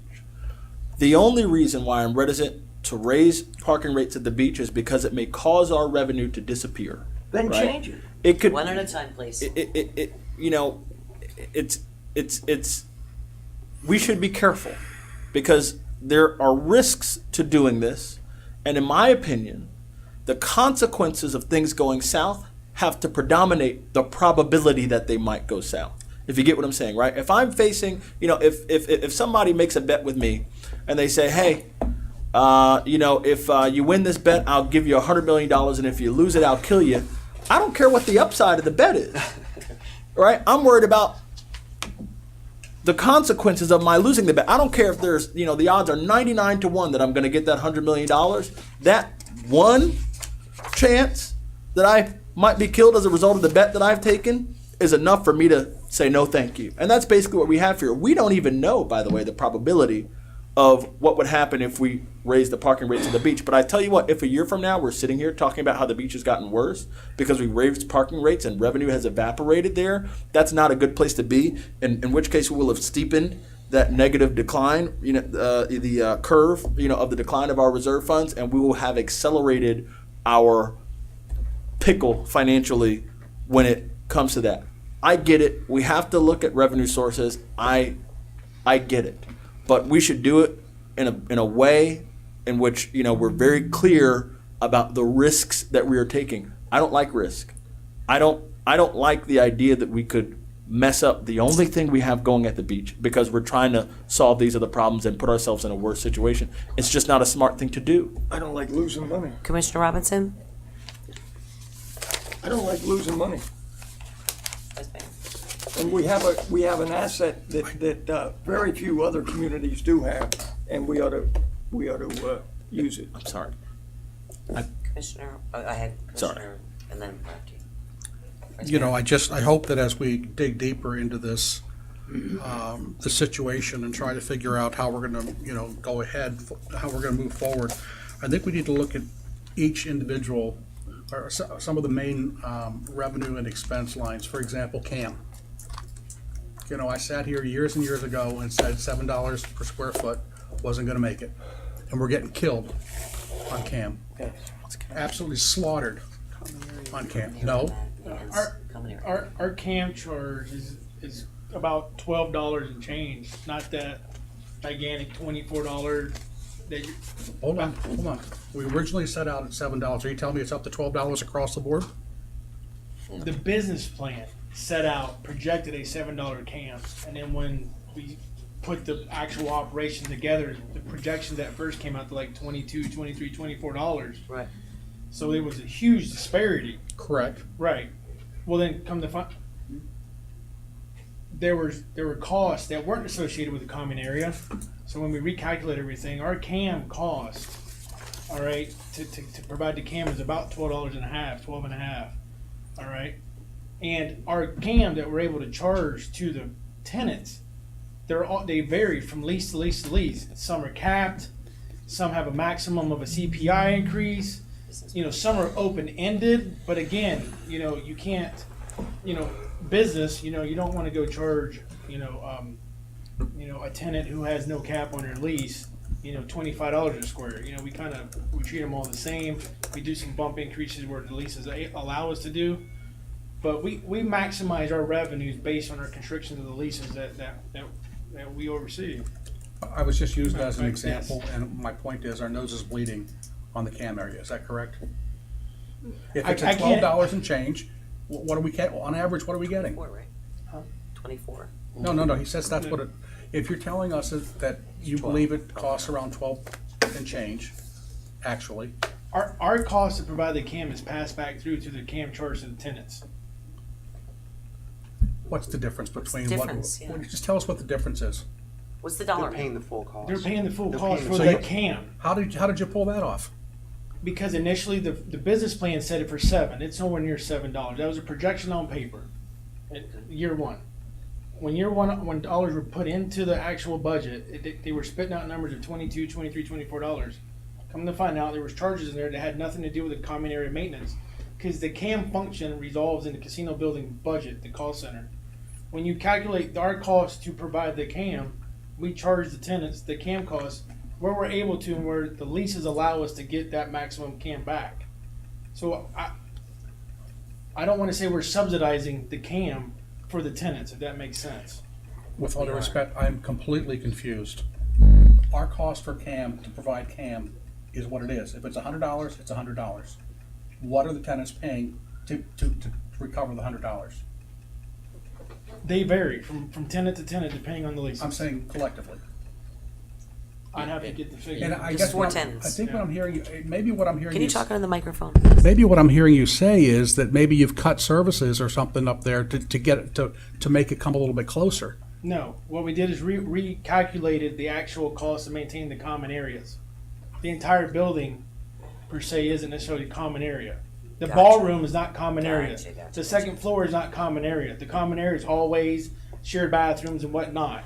The initial projection included the entire cost for the building itself, which is not a true calculation of CAM. That's why it was So what I'm 24. trying to say is the CAM that we now charge and our recalculation of the CAM, they pay for themselves. We shouldn't be subsidizing the tenant's CAM. They should be paying for the CAM, and that's what we're doing now. But you're 100% correct. The business plan, the initial business plan, before we built the building, projected a $7 CAM. If that It's a clears little that bit up. gray, but that was just used That- as an My example. apologies. Madam Mayor, and to everyone's points, why don't you let us go back on this based on the comments we've had at this Please point, and come up with some options. This is a snapshot at this point in time based on what we understand, and we've gotten some very good feedback from each one of you. I think you have. This has been very no, it's been very constructive. So And I would encourage each and every one of the commissioners to have a discussion and with let's- one. and let's with go city to the manager and ask those questions directly. to the next iteration of the budget drive For the next. for this fund. Okay, Commissioner Hardy? Yeah. So last year at about this time, we had a meeting just like this, in which these projections look pretty much the same, and now we're just further along in this projection. And what happened in between last year and this year was pretty much nothing, right? We came here, everybody got upset about the projection that we saw at the beach fund, and then we went home with no resolution to solve it yesterday, right? And so we're having this meeting, we're seeing what the situation is. We need to have regular meetings about the beach fund and how we could solve this issue until it is resolved, in my opinion. I don't want to wait until we have some other budget meeting. Like, it needs to happen regularly. It needs to be at the very top of our mind, because if it's not, we're going to have a crisis, either financial or, frankly, politically, right? No one wants to see anything happen to the beach. No one. I don't think anyone up here wants to see services closed or shut down at the beach. So if that's the case, and by the way, none of our residents, none of the people who vote for us want to see that, right? So if we don't want to make ourselves unhappy by having to shut down portions of the beach, if we don't want to make our residents or our voters unhappy, then we need to approach the situation with urgency that we haven't approached it previously. Agreed. And so I'm going to say that, we need to have regular meetings. I don't know if it's once a month or every other month, but we need to have a regular meeting about the beach fund so that it does not become a financial crisis for us. I think that's really important. It is a financial crisis. It's been a financial crisis. And once we sit down and start talking about it on a regular basis, like you suggest, and I think that's a great idea, we have to put some solutions in place. You mentioned recurring expenses, and one-time expenses. How do you turn one-time expenses into recurring expenses? Where are these ideas coming from? Where are these, there's all kinds of conversations we have. We need to think of, okay, immediate, stop the bleeding, okay? Then, what do we need? What steps do we need to take? What types of return on investment can we get from those steps? And then we move on. How do we increase services? What do we do about parking? You know what I mean? Where are the people? We still have the same problems as we had 3 years ago, which was we have no place for our staff. We have no place for storage. We have no place for the lifeguards, the same problems still exist here, and we're still having the same, it's like Groundhog Day. So would you please come back and do that? Because I'm gonna pound my fist if we continue talking about this. Well, just real quickly. Commissioner Amoroso? We have, on the 25th, we're talking about penny sales tax, which could directly affect the beach. We have, the actual beach study coming back at some date. So we have some dates that are already scheduled. That's part of the process that we've talked about in resolving some of the issues, not just with the pool, but with parking and with the deficiencies in the casino building, which really needs to be finished. If that's the long game here, the long solution, and you guys want to bird dog that and speed it up, we're happy to meet that, but I need to know that everyone's ready to have that conversation with great speed. That's why I said that. I saw you looking at You just. But Okay, can you bring those numbers back for us really soon? No, I can't bring back the numbers on the solutions. I The can. number of the choices and options Well, and the line items. we can do the things we've talked about here, but I was addressing, I think, more Commissioner Hardy's desire to push this thing along faster than our ability to bring in the consultants, which is what our next step is. We recognize and have talked that there needs to be a change in the business plan at the beach. To the mayor's point, that's a political hot potato potentially. So. We didn't get, we're not here to play politics. We're here to get things done, and people are tired of it. Understood. All right. Moving on. Do we have another fund? One more. No way. No kidding. The witching hour. Everyone gets challenge. testy.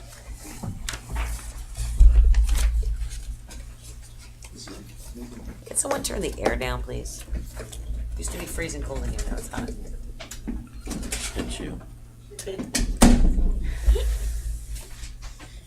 Aren't you glad you came? This is mild. So perhaps as part of this whole discussion with the beach fund, we also have to consider the general fund and where the general fund is currently. Key challenges. Yep, so some of the key challenges of the general fund are maintaining its 2 months of operations and maintenance expenses, and maintaining its level of service, and funding its ongoing operating expenditures. There is a fairly significant increase in FTEs and salaries happening in fiscal year 18, and then in 18 and beyond, we assume no other increases. Property valuations actually came in slightly less than we were projecting last year, so we've adjusted our projected property values down slightly from about 10% to 8.4. And the reason that impacts your revenue is the property values drive directly the revenues coming in from your tax assessments. I thought we were at double digits on property valuations this year. The One? budget. Overall, yes, however, the CRA takes the majority of that, since the CRA total. Okay, so that's minus the CRA. Thank you, Yeah. thank you, okay, sorry. So if you go back and just go to the panel. So what we have in the panel right now is you see on the red line, the cash outline in fiscal year 17 to fiscal year 18, it has a big bump. That big bump is essentially causing a deficit in the budget, and we're currently, the fiscal year 18 budget is basically set to have a deficit of 1.6 million. And that deficit continues on out. And again, the property values we adjusted down from the 10 to the 8%. And so now we're essentially running below the 2 months of operations, an overall fund balance, and we would run out of funds by 2021. So we, along with this, we brought a scenario that basically shows you that if you were to cut budget by about 1.6 million, then you would be back sort of where you were, closer to where you were last year. And by the way, the green bars reflect where we were last year and the projection we had last year. So you can see that significant increase in fiscal year 18 budget is really driving your fund balances down and driving it down fairly quick. So if you go to the next slide, Alex.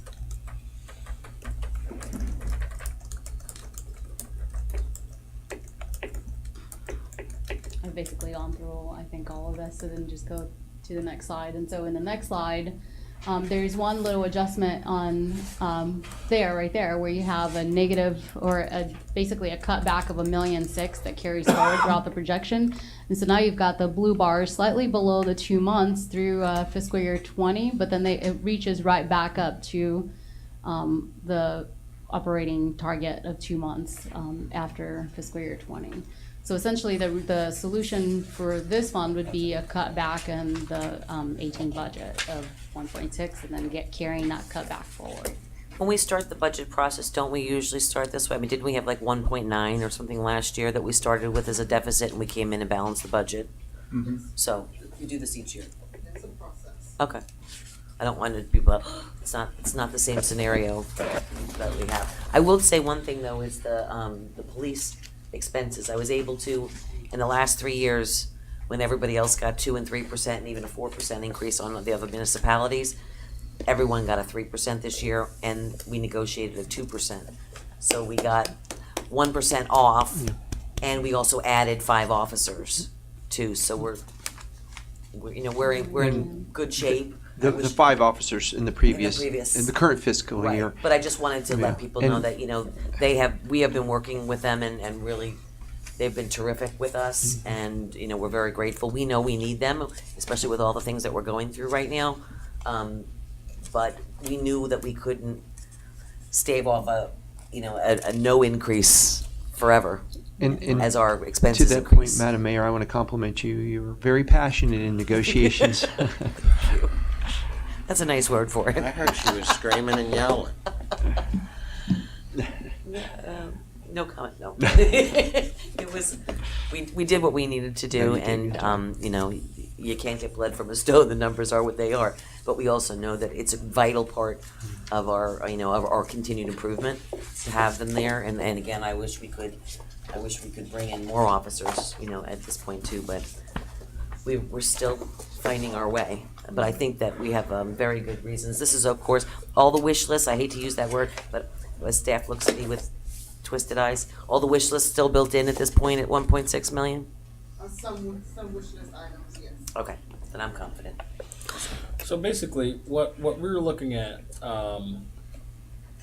with this general fund, we're looking at the case for a more urgent posture to fix what's happening at the beach. We're also looking at the case for a more aggressive posture when it comes to attracting investment to the city. And as we go into the revision of our comprehensive plan, I am asking publicly that there be some very, very aggressive revisions there, and potentially some revisions to the zoning code, so that we can not miss the money that we're losing at places like the beach and for other amenities that we're providing. All right, I understand that we're not a very rich city, but every time we have a budget meeting like this, and we sit here and we see that it's an issue for us to provide the services that we want to provide to people, and in addition to the services that we've already been providing, it's a case for us to do something different on some of these other issues that have the ability to bring money into our city or to stave off, suffering huge losses elsewhere. I think it's really, really important that we do something very different. And, the budget is case in point, these projections that we're seeing. Okay. Any more slides? These are pretty much all of our prepared remarks. Okay. I appreciate the opportunity to be up here again. Our Good team. job. Thank you, We you're tripping. appreciate your work. Really. Okay, do we have the CIP review? You have it as part of your presentation, given the lateness of the hour. Just want to briefly go over the calendar Okay. that's in the packet so we know what our next steps are. If you go towards the end of your packet, and I'll get it on the screen shortly. Today is July 11th. We had the workshop. We went over solid waste, stormwater, regional sewer, the local sewer fund. We also did a review of the water fund, electric fund, beach fund, and we also took a look at the general fund. Our next regular city commission meeting of July 18th, we're going to have several items on there. We're going to adopt the tentative millage rate, also the tentative debt service rate for the bond issuance. Stormwater, we're gonna do a proposed rate, solid waste, a proposed rate, also for the electric and water fund. What we would like to do is ensure that these funds are in place for October 1, because we wanna make sure that we inform our customers of any potential rate adjustment. Also, we're going to August 22nd, we will have another budget work session where we will do an all funds recap. We will bring back the beach information, the general fund information, and also before the August 22nd, like I said, within the next week or two, you will have the budget and brief information, which has supporting information and detailed line item for all the budgets so far, and you'll have that in time for the August 22nd budget workshop. And then September 12th will be a city commission meeting where we adopt the millage, the debt service, the budget, the final for the stormwater, solid waste, and also our GASB 54, which is our fund balance ordinance. And then September 19th will be the final public hearing for the millage, debt service, budget. In addition to that, we're going to have fiscal year staff count, payment in lieu of taxes. That's the pilot that the enterprise fund paid to the general fund, administrative service cost schedule, and we're also going to have the fee schedule, which we're retitling to the revenue manual, and we're going to adopt the CIP, our fiscal policy, and also we're asking that this year our finance advisory board, we've been meeting every month, and they've been receiving reviews of the budget, and they're participating in the budget process, that they provide us a memorandum of support for the fiscal year 2018 budget. And I believe our chair in the finance advisory board is supportive of providing a memorandum for the budget. Okay. I'll entertain a motion to adjourn. So moved, seconded by Mr. Robinson. All those in favor state so by saying aye. Aye. Aye. All those opposed? Motion carries unanimously. Good night, everybody. Thank you.